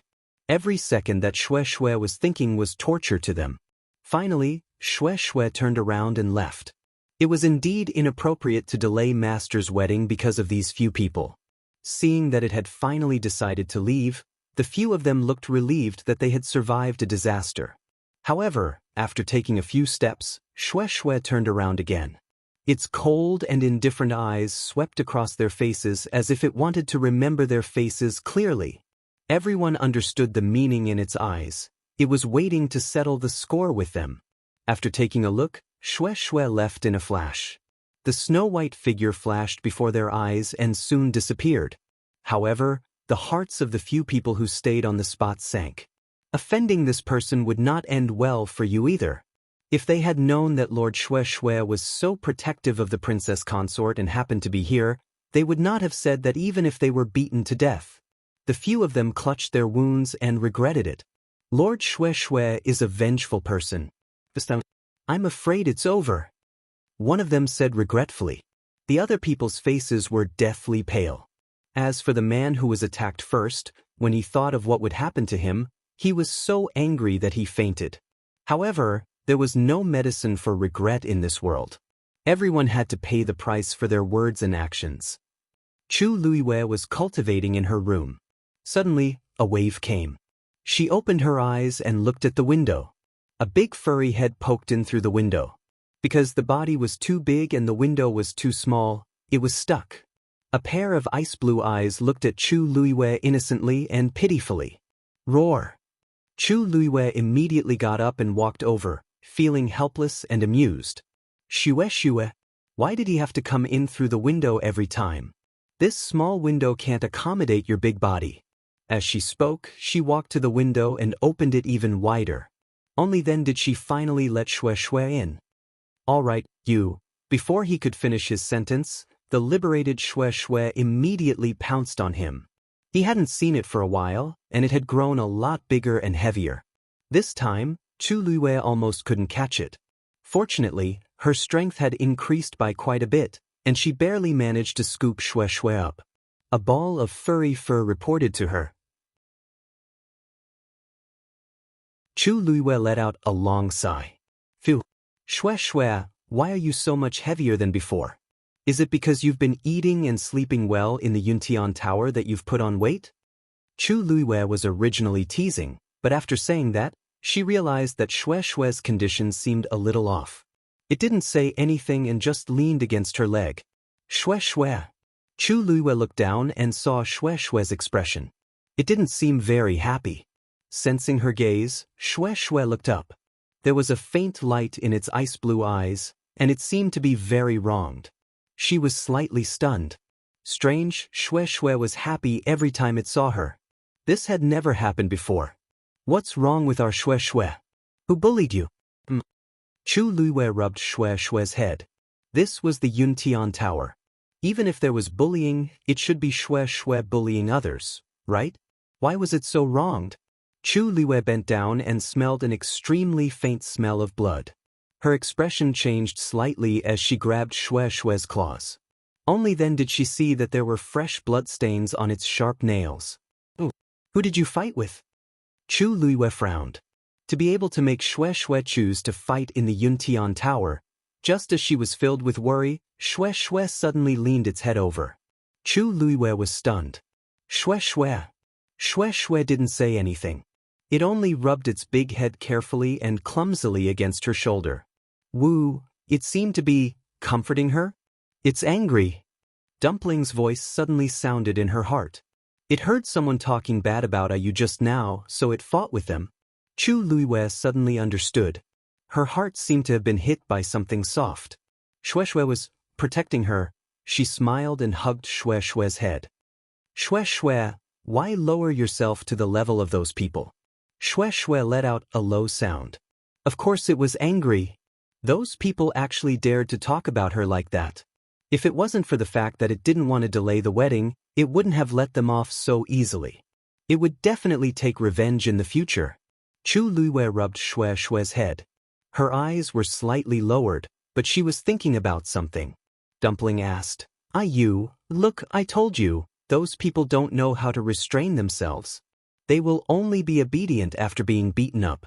Ayu was right, but when would she be willing to make a move? She was really itching to do it now. Chu Luiwei was silent for a moment before she suddenly laughed. There are still 5 or 6 days before the wedding. Let them make a fuss one last time. Mobile users, please browse and read. A better reading experience comes from the Love Network.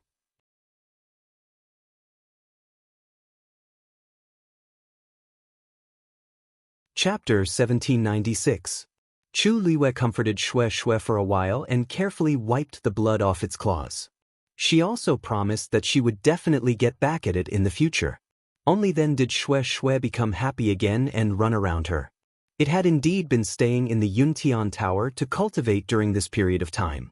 It was not allowed to come out if it did not meet its master's requirements. Therefore, Chu Luiwei had been here for a long time before it was finally free. After throwing those messy things to the back of its mind, Shue became lively again. Chu Luiwei simply brought it to the courtyard to play.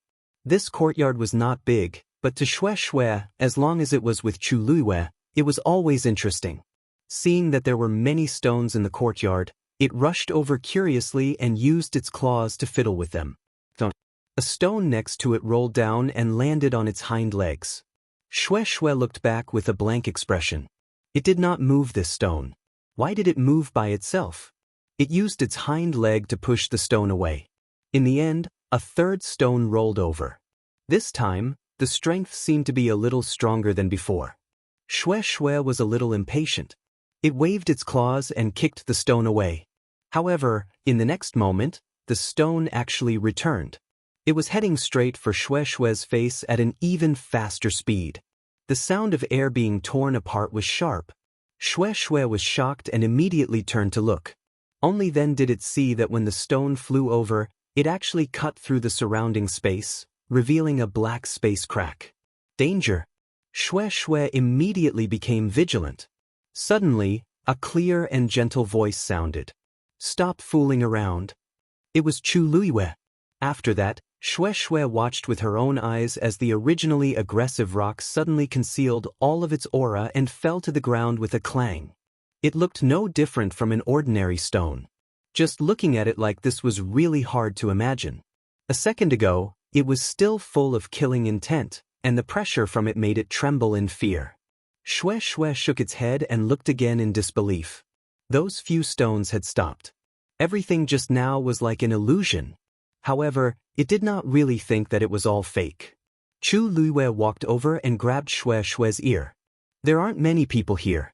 With your appearance, it's inevitable that they'll be a little lively. Xue Xue was confused. Them? Who? Suddenly, its gaze froze. Wait, there aren't only these few stones around? Xue Xue turned her neck stiffly as a trace of shock flashed across her eyes. There seemed to be stones scattered everywhere in the entire courtyard. Moreover, it was very similar to the one that wanted to attack. Xue Xue instantly understood something as it looked up at Chu Luiyue. Chu Luiyue's lips curled. Xue Xue was smart. She did not intend to hide. If you feel bored, you can ask Tuanzi to practice with you. Xue Xue thought Xue's. Xue's. Recently, she vaguely felt that her body seemed to have changed a little, so she spent most of her time sorting out the meridians in her body. Besides, what was the point of fighting with Xue Xue? Presently, the number one enemy in her heart was Zichen. She could clearly sense that Zichen's strength had now faintly surpassed her own. She had to open her fifth meridian to have a chance of winning. Thinking of this, Tuanzi was full of energy and continued to practice. Chu Luiyue did not know whether to laugh or cry. In fact, Dumpling's talent and strength could already be considered the best of the best. After all, in the entire Crimson Gold Sky Phoenix clan, she was the only one who had opened her fourth meridian at such a young age. Originally, she was sure to win against Zichen. However, Zichen's luck was also heaven-defying. He was connected to Mao Zhen's qi and could be considered a real cheat. Even if he did not cultivate, as Mao Zhen's strength increased, his combat strength would also increase. Even Chu Luiyue was envious of this kind of luck. If Dumpling wanted to win against him, it was equivalent to winning against Mao Zhen. It was no wonder that she had been cultivating so diligently recently. By the way, have you told clan leader Yi Zhao and the others about what happened on Divine Dragon Island? Dumpling responded. She had the inheritance of her ancestors, so she could easily contact Yi Zhao and the others. As soon as they came out of Divine Dragon Island, Chu Luiyue reminded her to tell clan leader Yi Zhao and the others about what happened. Dumpling was a Crimson Gold Sky Phoenix and the young master of the clan. It was indeed a big deal for her to go to Divine Dragon Island directly. Instead of hearing random rumors from other places, clan leader Yi Zhao and the others might as well take the initiative to tell them. It would make them feel more at ease. I hope clan leader Yi Zhao and the others won't be angry. Chu Luiyue rubbed the space between his eyebrows. Tuanzi laughed loudly and said in a crisp voice, You, don't worry. Aren't we all fine and dandy? Why would Grandpa clan leader be angry? Chu Luiyue coughed and thought of Yi Zhao and the others looking at Dumpling with doting eyes. She felt even more guilty. She had promised to take good care of Dumpling before, but after leaving Phoenix Godly Mountain, she had been in constant trouble. First, it was the God-slaying tomb, then Divine Dragon Island. Fortunately, Dumpling was fine. Otherwise, Chu Luiwei really didn't know how to face clan leader Yi Zhao and the others in the future. When the wedding is over, I'll bring you back to Phoenix Godly Mountain to take a look. Although this trip didn't take too long, many things had happened in between. It was reasonable for him to go back and greet them. It could also be considered as a way of comforting them. Fortunately, the great Phoenix Dragon Clan's clan leader was Mao Zhen now, so she didn't care so much about Dumpling. Otherwise, the problem would be more difficult to solve. Okay. Dumpling didn't think too much about it. When she heard that she could go back, she immediately won happily. A familiar voice sounded. Chu Luiwei looked up. Master, why are you here? She asked as she walked over. Nan Suhuai waved his hand. I have nothing to do, so I wanted to come and see you. Chu Luiwei raised her eyebrows. Oh. She knew her master best. Since he was here, there must be a reason. Nan Suhuai felt guilty under her gaze. He coughed a few times and finally gave in. All right. Actually, the reason why Master came over this time is because I have something to ask you. Chu Luiwei invited Nan Suhuai to sit on a stone bench in the courtyard. Then she smiled and asked unhurriedly, What do you want to ask, Master? Nan Suhuai hesitated. After a long while, he raised his chin in a certain direction. Those few people, are all your subordinates? Chu Luiwei knew he was asking about Sun Yi and the others, so she nodded. That's right. But did they get into trouble? Nan Suhuai hurriedly waved his hand. Of course not. They don't know how to cause trouble like you. No, Master means, those few children don't look old, but their talents are not bad. Especially the youngest one, his physique seems to be quite good. Do you have any intention of letting him go to the academy? Mobile users, please browse for a better reading experience from Love Network.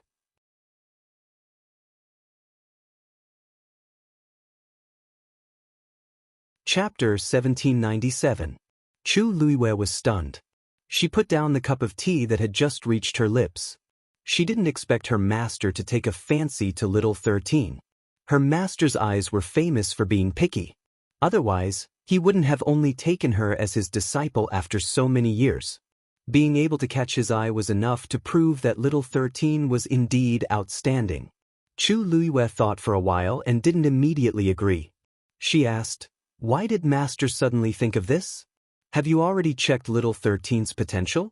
Nan Suhuai shook his head. Not yet. It's just that this child has been running all over the mountains these few days.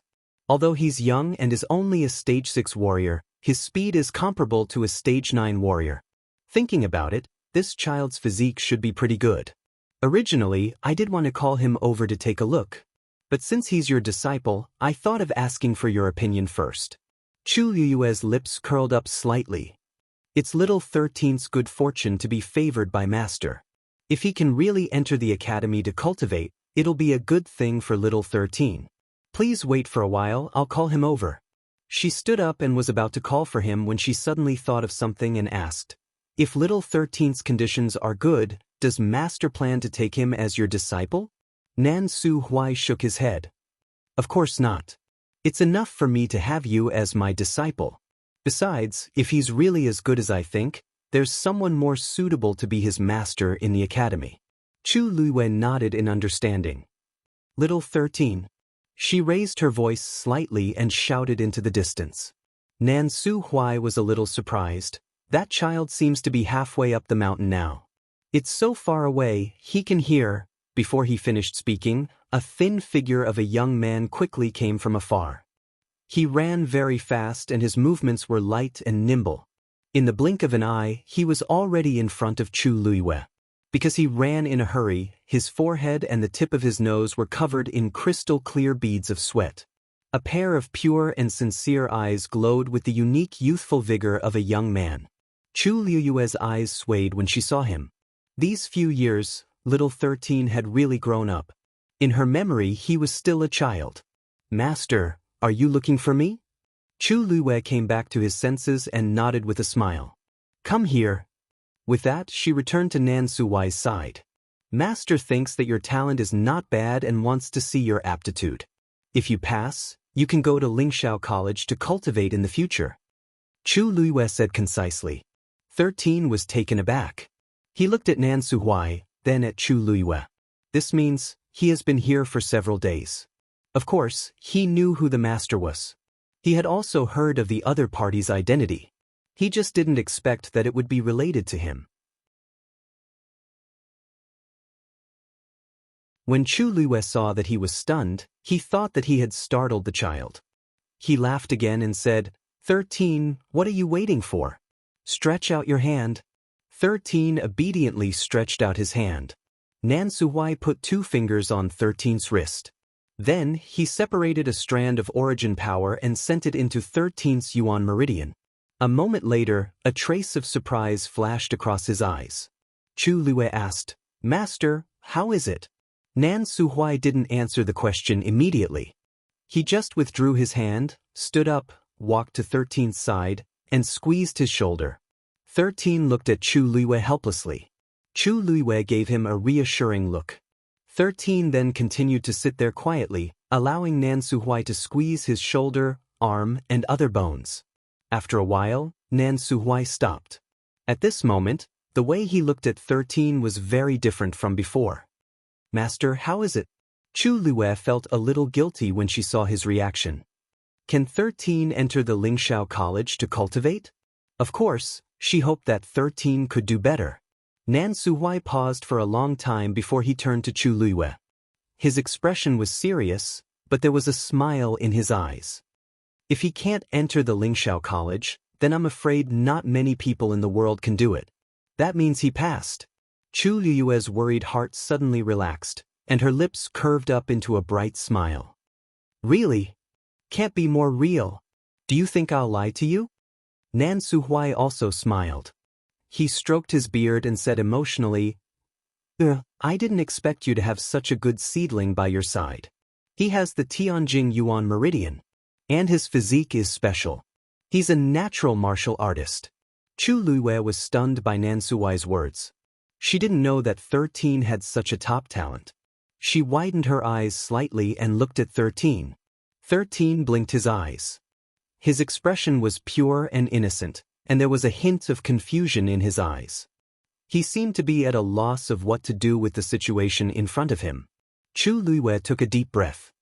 13, why didn't you tell me before? 13 hesitated for a moment and said, I don't know about this, Nan Suhuai asked curiously. You have such a good cultivation talent, but you haven't done any related tests before? 13 shook his head. Chu Luiyue just remembered that 13 really didn't check on this. When she found 13, he was still very young. It was snowing heavily in the imperial capital and it was bone-chilling. He was only wearing a thin layer of clothing and was curled up in a corner, covered in filth. At that time, she just ordered the servants to bring him some food and clothes before leaving. However, after walking for a long distance, she realized that the child had been following her at a distance that was neither too far nor too close. At that time, she was very surprised, because her carriage was very fast. Even a real cultivator might not be able to keep up with it, let alone a child.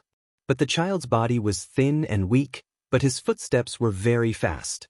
He easily kept up with her. Most importantly, he followed them silently, as if he was invisible. If she didn't notice that something was wrong and found him later, no one would have noticed his existence. Chu Luiyue felt that this child was very interesting, so she brought him back. Originally, she wanted to see what his talent and aptitude was like, but many things happened at the time. She was busy dealing with them and didn't have the time to do this. Instead, she threw him to Cin-Yi and asked him to take care of him. Later, when she was free, she thought of 13 and asked Cin-Yi about him. Cin-Yi said that 13 was quite talented and suggested that Chu Luiyue take him in and let them nurture him well. Chu Luiyue agreed without much hesitation. Since then, 13 became the youngest member of the 13 Guard. Chu Luiyue pursed her lips. Cin-Yi should know about 13's situation. Why didn't he say anything? Nan Suhuai stroked his beard and sighed. Even if this child goes to Lingxiao College, he will definitely be one of the best among the geniuses there. Chu Luiyue nodded and was about to speak when 13 took the initiative to speak. Master, can I not go to the college? Mobile users, please browse for a better reading experience from Love Network.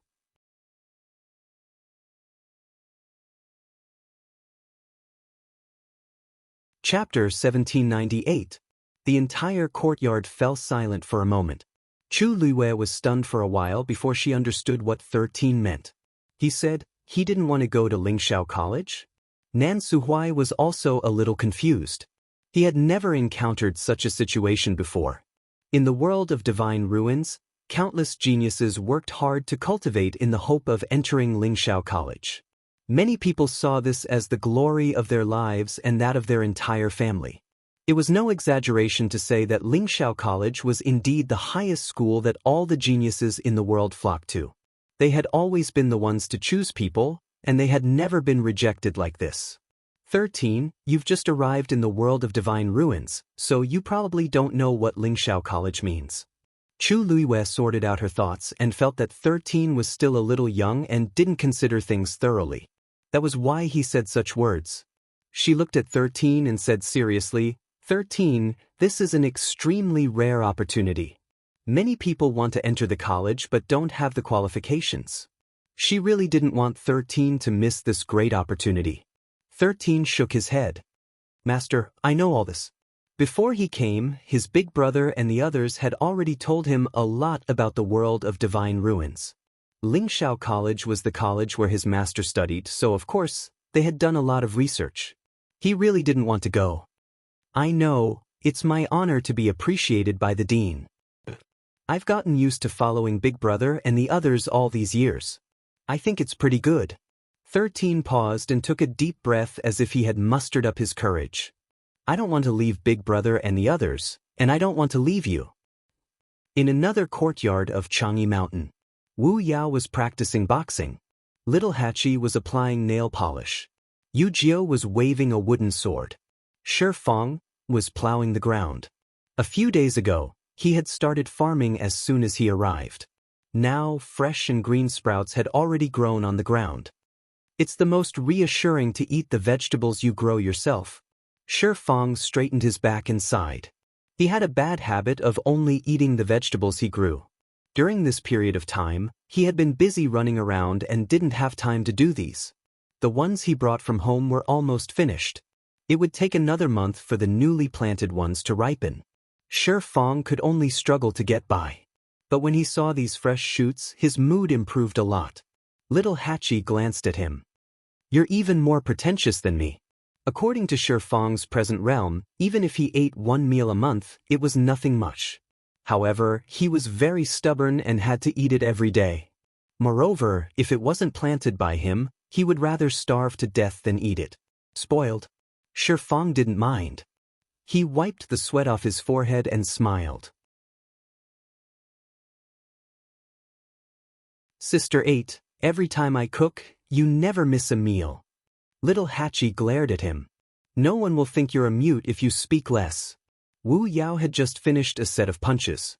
When he heard this, he couldn't help but ask, can't all of you just stop for a day?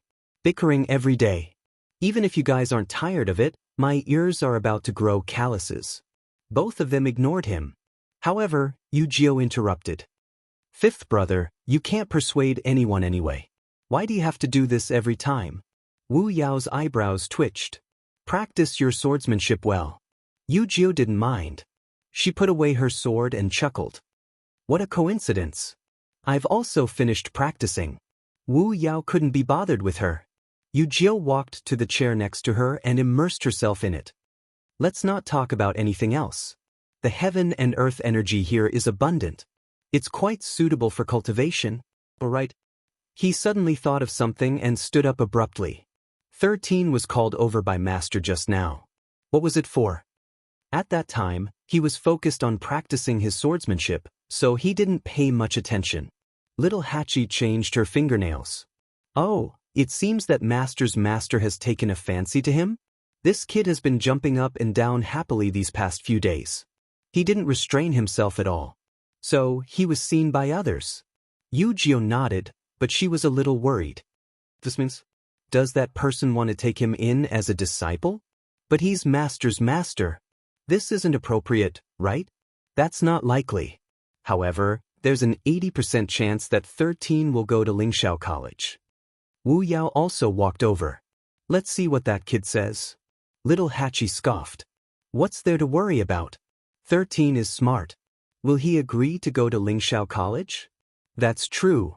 It was rare for Shifeng to agree with little Hachi's words. He nodded. If he agrees, then we'll have taught a fool. At this moment, Sun Yi walked out of the room. The few of them instantly straightened up. Big brother. Sun Yi stood with his hands behind his back. His narrow and indifferent gaze swept across the few of them. He said calmly, 13 has his own opinions. Let him do whatever he wants. On the other hand, don't forget where you are. Be more vigilant about what you can and can't say. The few of them looked solemn. Yes. Sun Yi nodded. He actually didn't care about the few of them. Ever since that incident with Master, they were much more vigilant about everything. Also, if you hear any unpleasant words these few days, ignore them. We'll discuss them after Master's wedding. At this point, he glanced meaningfully at little Hachi. Little Hachi could only raise her hand helplessly. Got it? Can't you see that I haven't been going out these few days? There were a few times when she heard some people sneaking around and almost hit them. In the end, she decided to just stay in Chang'e Mountain. Out of sight, out of mind. Only then did Sun Yi nod in satisfaction. Everyone, continue with your work. After Sun Yi finished speaking, he glanced into the distance again before retracting his gaze and returning to the room. After 13 finished speaking, the entire courtyard fell silent again. Chu Luiyue didn't know what to say for a moment. She could tell that 13 was speaking from the bottom of his heart. Lingxiao College might be full of temptation to others and was a holy land that they yearned for. However, this was clearly not the case for 13. She paused and wanted to persuade him again. 13, have you thought it through? If you go to Lingxiao College, you'll only be cultivating. It doesn't mean that you'll leave us. After all, I'm also a student of the college, right? Once such an opportunity was missed, it wouldn't come again. However, 13's expression gradually became determined.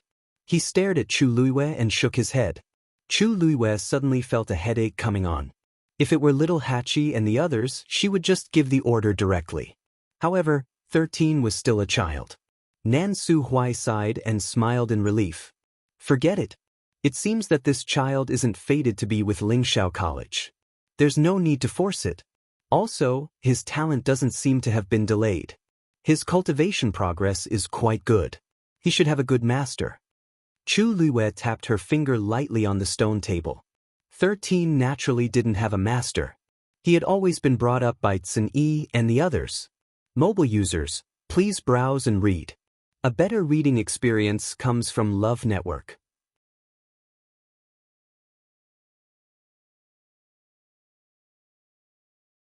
Chapter 1799. Nan Su Hui left with some regret. Before he left, he even reminded Chu Luiyue that 13 was indeed a good seedling and must be nurtured well in the future. Actually, Nan Su Hui said this out of consideration for Chu Luiyue. After all, 13 was her subordinate. If he developed well, it would naturally be the best for her. 13 was still young and could not be seen clearly. Once he grew up, he would definitely not be underestimated. Chu Luiyue brought 13 and personally sent him out.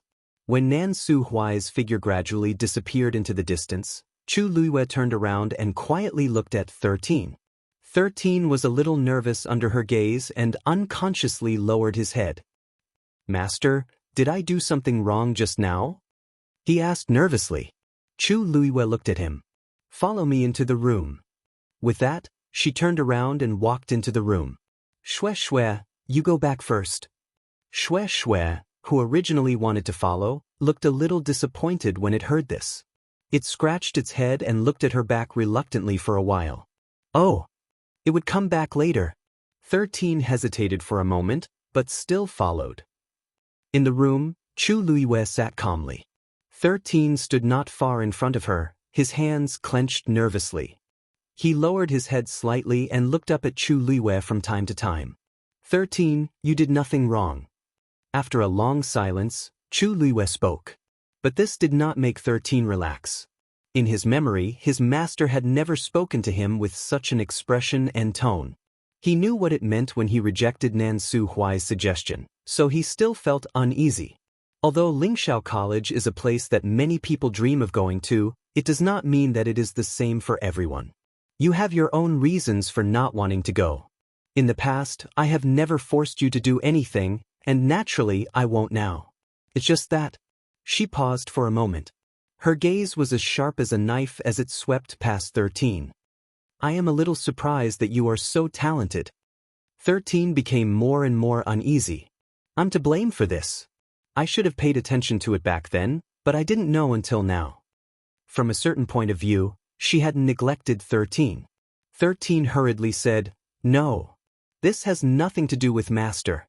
13 should have taken the initiative to tell you." Chu Luiwei smiled. "Actually, it doesn't matter now. The most important thing is that your talent hasn't been delayed." On this point, she and her master had the same view. For a cultivator to become an expert, many factors were needed. Talent was the undisputed first condition. However, this did not mean that you would definitely be able to grow if you had talent. Without the guidance of a good master, without enough patience and perseverance, no matter how good one's talent was, it would be wasted. Fortunately, 13 was not delayed. Hearing her say this, 13 was finally relieved. How does Tsin-Yi usually teach you? Chu Luiwei suddenly changed the topic and asked. 13 was stunned. Big Brother just gave me a few books and told me to comprehend them myself. Then he told me to run. Big Brother said that when I can run faster than him, I'll be able to help you. The corner of Chu Luiwei's mouth twitched. Did Tsin-Yi really tell you that? 13 nodded honestly. Chu Luiwei cursed inwardly. Tsin-Yi was indeed as cunning as before. He even lied to a child. What realm was he at? What realm was 13 at? Who knew how much effort and time it would take for 13 to catch up to him? She asked him to take good care of 13, but he just painted a big picture for the child to see? Chu Luiwei rubbed her glabella. 13 continued. Also, during those few years, Big Brother wasn't around. I've been following 5th Brother and 10th Brother. Chu Luiwei suddenly recalled that Tsin-Yi and Shijing had indeed stayed in Dahuang Swamp for a long time in order to help her guard the 9-colored heavenly pheasant. Thinking about it this way, 13 had been through quite a lot. It was really rare for him to be able to grow to his current state in such a chaotic situation. Chu Luiwei thought for a moment and asked again. Who else knows about your talent? 13 hesitated for a moment and said softly, other than Big Brother and the others, no one else. In other words, everyone else in the 13U guard knew about this, but she, the master, was the only one who didn't know anything? Chu Luiwei took a deep breath, closed her eyes, and waved her hand. Go back and call Tsin-Yi over. Tsin-Yi soon arrived. After he pushed open the door and entered, Chu Luiwei glanced behind him. 13 didn't follow him. Tsin-Yi said, 13 hasn't finished his planned journey today, so I let him go first. Chu Luiwei nodded. She had already asked everything that she should have asked. The remaining question should still be with Tsin-Yi. You knew about his talent long ago. Why didn't you say anything? Chu Luiwei went straight to the point. Tsin-Yi's expression was calm. In the beginning, I wanted to tell you, but I couldn't find the right time. Moreover, at that time, his health wasn't very good. I thought that I would tell you about this after his condition stabilized. I didn't expect that too many things would happen later on, so it dragged on until now. Chu Luiwei was stunned. Tsin-Yi's words weren't without reason. But, you should have told me about such an important matter earlier. If I had known earlier. Master, you don't have to worry. 13's cultivation has been very smooth all these years.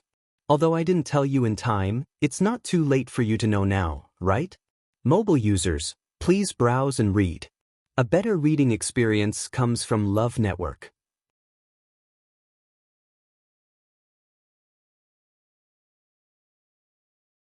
Chapter 1800. Chu Luiwei was speechless for a moment. She leaned against the back of the chair, her eyes drooping as she fell into deep thought. After a while, she smiled helplessly. You're right. She never doubted Sun Yi's loyalty to her. So even if Sun Yi didn't do things according to her wishes, she wouldn't be angry or worried. Sun Yi was extremely intelligent. Many times, it was indeed his existence that helped Chu Luiyue avoid a lot of trouble. He was right. No matter when she found out about this, it didn't have much of an impact. Under their care, 13 still grew up well. The current him was already so outstanding that even her picky master wouldn't hesitate to praise him. That was already enough. Chu Luiyue looked up at Sun Yi. Sun Yi stood there quietly, looking at her with a calm expression. His eyes were calm and composed. Take good care of 13 in the future. Sun Yi smiled and bowed. Yes. Time quickly came to the day before the wedding. According to the rules, the two who were about to get married couldn't meet each other on this day. 36 respected Elder Ming came over with his men. His Highness the Saint ordered several embroiderers to rush through the night to make this. It took a full 3 months before it was finally completed. 36 respected Elder Ming put down the meticulously carved agarwood box and looked at Chu Luiyue lovingly. Does your Highness want to open it to take a look? Chu Luiyue seemed to feel something surging in her heart. She gently brushed her hand over the box and shook her head. Rong Xiu naturally gave me the best. This thing was so precious that she didn't even dare to open the box to take a closer look. Logically speaking, the bride's mother should be in charge of the wedding dress. But her mother had already passed away and couldn't do so. Rong Xiu helped her with all these things and didn't make things difficult for her at all. So much time had passed in the blink of an eye since they had pledged their love to each other. Chu Luiyue suddenly felt very emotional. The outside was already bustling with noise and excitement. There were lanterns and colored banners everywhere, and the atmosphere was jubilant. The entire Yuntian Tower seemed to be immersed in a sea of joy. He had prepared this grand celebration for her. 36 revered Elder Ming looked kindly at Chu Luiyue and suddenly said, "Actually, this old man has a few words to say to your Highness. Is it convenient for Princess Consort?" Chu Luiyue came back to her senses and smiled. "Respected Elder, you're treating me like an outsider by calling me that. Just call me Gu." 36 respected Elder Ming's gaze became even gentler. Good. In the future, he would still address her as such in private. Seeing that Chu Luiyue had agreed, he waved his hand and dismissed his entourage. Soon, only the two of them were left in the room. Chu Luiyue knew that what he was going to say had something to do with Rong Xiu. "Please take a seat. If you have anything to say, just say it. You will listen." 36 respected Elder Ming nodded, walked to the window and sat down. You, come and sit too." Chu Luiyue walked over and sat opposite 36 respected Elder Ming. 36 respected Elder Ming carefully sized up the girl in front of him. She was extremely beautiful and devastatingly beautiful. Her eyes were as bright as the galaxy.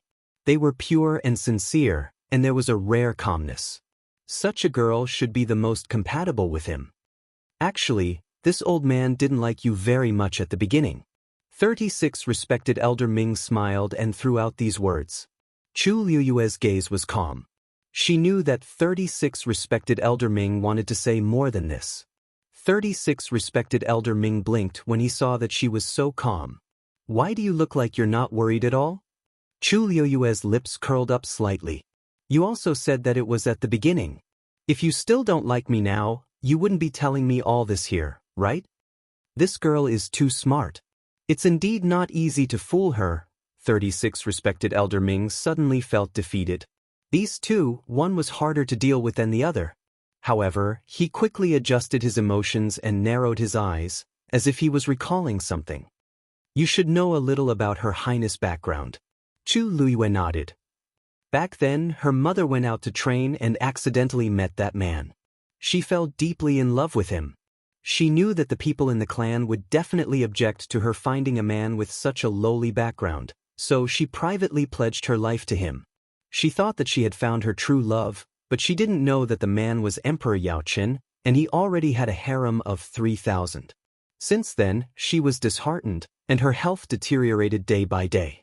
In the end, before she died, she exhausted all her strength and hid Her Highness' identity. She thought that this would be foolproof, but she didn't expect that the people in the clan never gave up looking for her.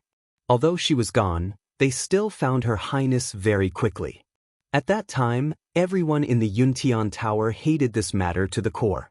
They even felt ashamed of Her Highness' existence and planned to directly execute Her Highness. Fortunately, Her Highness summoned the infinite divine dial and displayed the most powerful bloodline power in the Yuntian Tower in the past 1,000 years.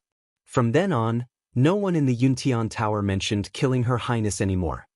At this point, 36 respected Elder Ming's face revealed a trace of gratification, but it was quickly replaced by pity. However, this was only the beginning. Her Highness came from a special background and had no foundation. For a long time, she was bullied in the Yuntian Tower. Although I could help her, I couldn't go too far. Otherwise, it would only attract more jealousy and hatred. Time passed day by day, and she gradually grew up. I don't know when it started, but she became cold, bloodthirsty, and crazy. That's when his nickname, God of Slaughter, came into being. 36 respected Elder Ming let out a long sigh. Although her strength increased day by day, her temperament seemed to become colder and colder. Sometimes, it even made people wonder if she had already cut off all her emotions and desires and became a puppet that only knew how to kill. Chu Liuyue's heart also moved slightly. Although she had some understanding of these matters before, today was the first time she had heard a complete description. Even though many years had passed, and even Rong Xiu himself mentioned it, she didn't care much. When she heard it, her heart still throbbed with pain. At this point, 36 respected Elder Ming looked at Chu Liyue. Fortunately, Her Highness met you later. Chu Liyue pointed at herself. Me? 36 respected Elder Ming seemed to have sunk into a distant memory. I remember that a few years ago, Her Highness went out to train alone and didn't return for a long time. When I heard news of Her Highness again, she was already a student of Lingxiao College. Mobile users, please browse and read. A better reading experience comes from Love Network.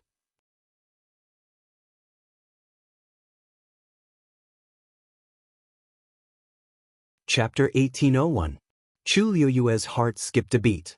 She and Rong Xiu had indeed met before going to Lingxiao College. At that time, she had just finished her training in the Dahuang Swamp and came to the Divine Ruins world by chance. In the end, she met Rong Xiu directly. At that time, the two of them were being hunted down. In a moment of desperation, they chose to join forces. After a while, they got to know each other. After that, she said that she wanted to go to Lingxiao College to cultivate. Rong Xiu agreed almost without hesitation. Chu Liyue subconsciously thought that Rong Xiu was like her, going to Lingxiao College. After all, although she was not familiar with the Divine Ruins world at that time, she had stayed in the Dahuang Swamp for so long and heard a lot of relevant things. Lingxiao College was the top college in the Divine Ruins world. Who wouldn't yearn for it? Actually, at that time, the people at Yuntian Tower didn't know of your existence. They only thought that His Highness wanted to go to the college to cultivate. It wasn't until later when His Highness said that he wanted to return to Yaochen that I realized that something was wrong. At this point, 36 respected Elder Ming paused for a moment. You should know that His Highness doesn't have any feelings for Yaochen. If not for a special reason, he definitely wouldn't go back. Before that, Rong Xiu had always claimed that he was ill and recuperating at Mingyue Tianshan. In reality, he had only stayed at Mingyue Tianshan for a very short period of time. Most of the time, he still stayed in the Divine Ruins world. And that time, His Highness didn't return for a long time. Later on, this old man met you. At first, he only thought that His Highness was infatuated with a woman, so he was a little unhappy. But later, he realized that it was precisely because of this woman that His Highness started to become like a normal person. He had 7 emotions and 6 desires, and he was tied down and lovesick. At that time, 36 respected Elder Ming thought that this woman was definitely not ordinary. It wasn't until later that he finally had the opportunity to meet Chu Liyue. At first sight, he fell in love with this girl. She was intelligent, quick-witted, and pure. He had met countless people in his life, and his eyes were very sharp. After meeting Chu Luiyue, he liked him very much. That was why he gave him so many gifts. All these years, this old man has never seen your highness spend so much effort on anyone else. Except for you. All his joys and sorrows were probably caused by her alone. Your highness has suffered a lot in the past and has almost no one close to you. Now that you've met a woman who's in love with you, it's really rare. In the future, I hope that the two of you can grow old together. 36 Respected Elder Ming gently patted Chu Luiyue's hand and said solemnly. Chu Luiyue's nose tingled slightly, but a smile bloomed on his lips. All right. After 36 Respected Elder Ming left, Chu Luiyue sat quietly in his room for a long time. By the time he recovered from his shock, he caught sight of the agarwood box by the side, and his heart skipped a beat. She stood up and walked over. There was no lock on the box, but there was a totem of the Yuntian Tower on the top. Chu Luiyue thought for a while, and put the universe ring in her hand on it. The totem dissipated. Chu Luiyue reached out and opened the box. What entered her eyes was a stretch of red that was as intense and elegant as flames. It was like a piece of red cloud in the evening sky that was meticulously woven. It was soft and light to the touch, and there was a faint flicker of golden light. It was gorgeous, solemn, and moving. The phoenix coronet's craftsmanship was complicated, as if it was meticulously carved by the heavens.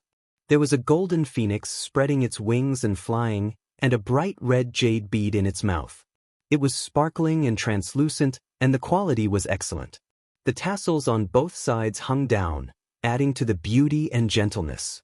Chu Luiyue's hand gently brushed across the phoenix coronet, and a thought suddenly appeared in her mind. She was really going to marry Rong Xiu. Mobile users, please browse and read. A better reading experience comes from Love Network. You're tuning in to the Wang Lin's Journey YouTube channel. Don't forget to subscribe and join us on this journey to catch the most captivating stories.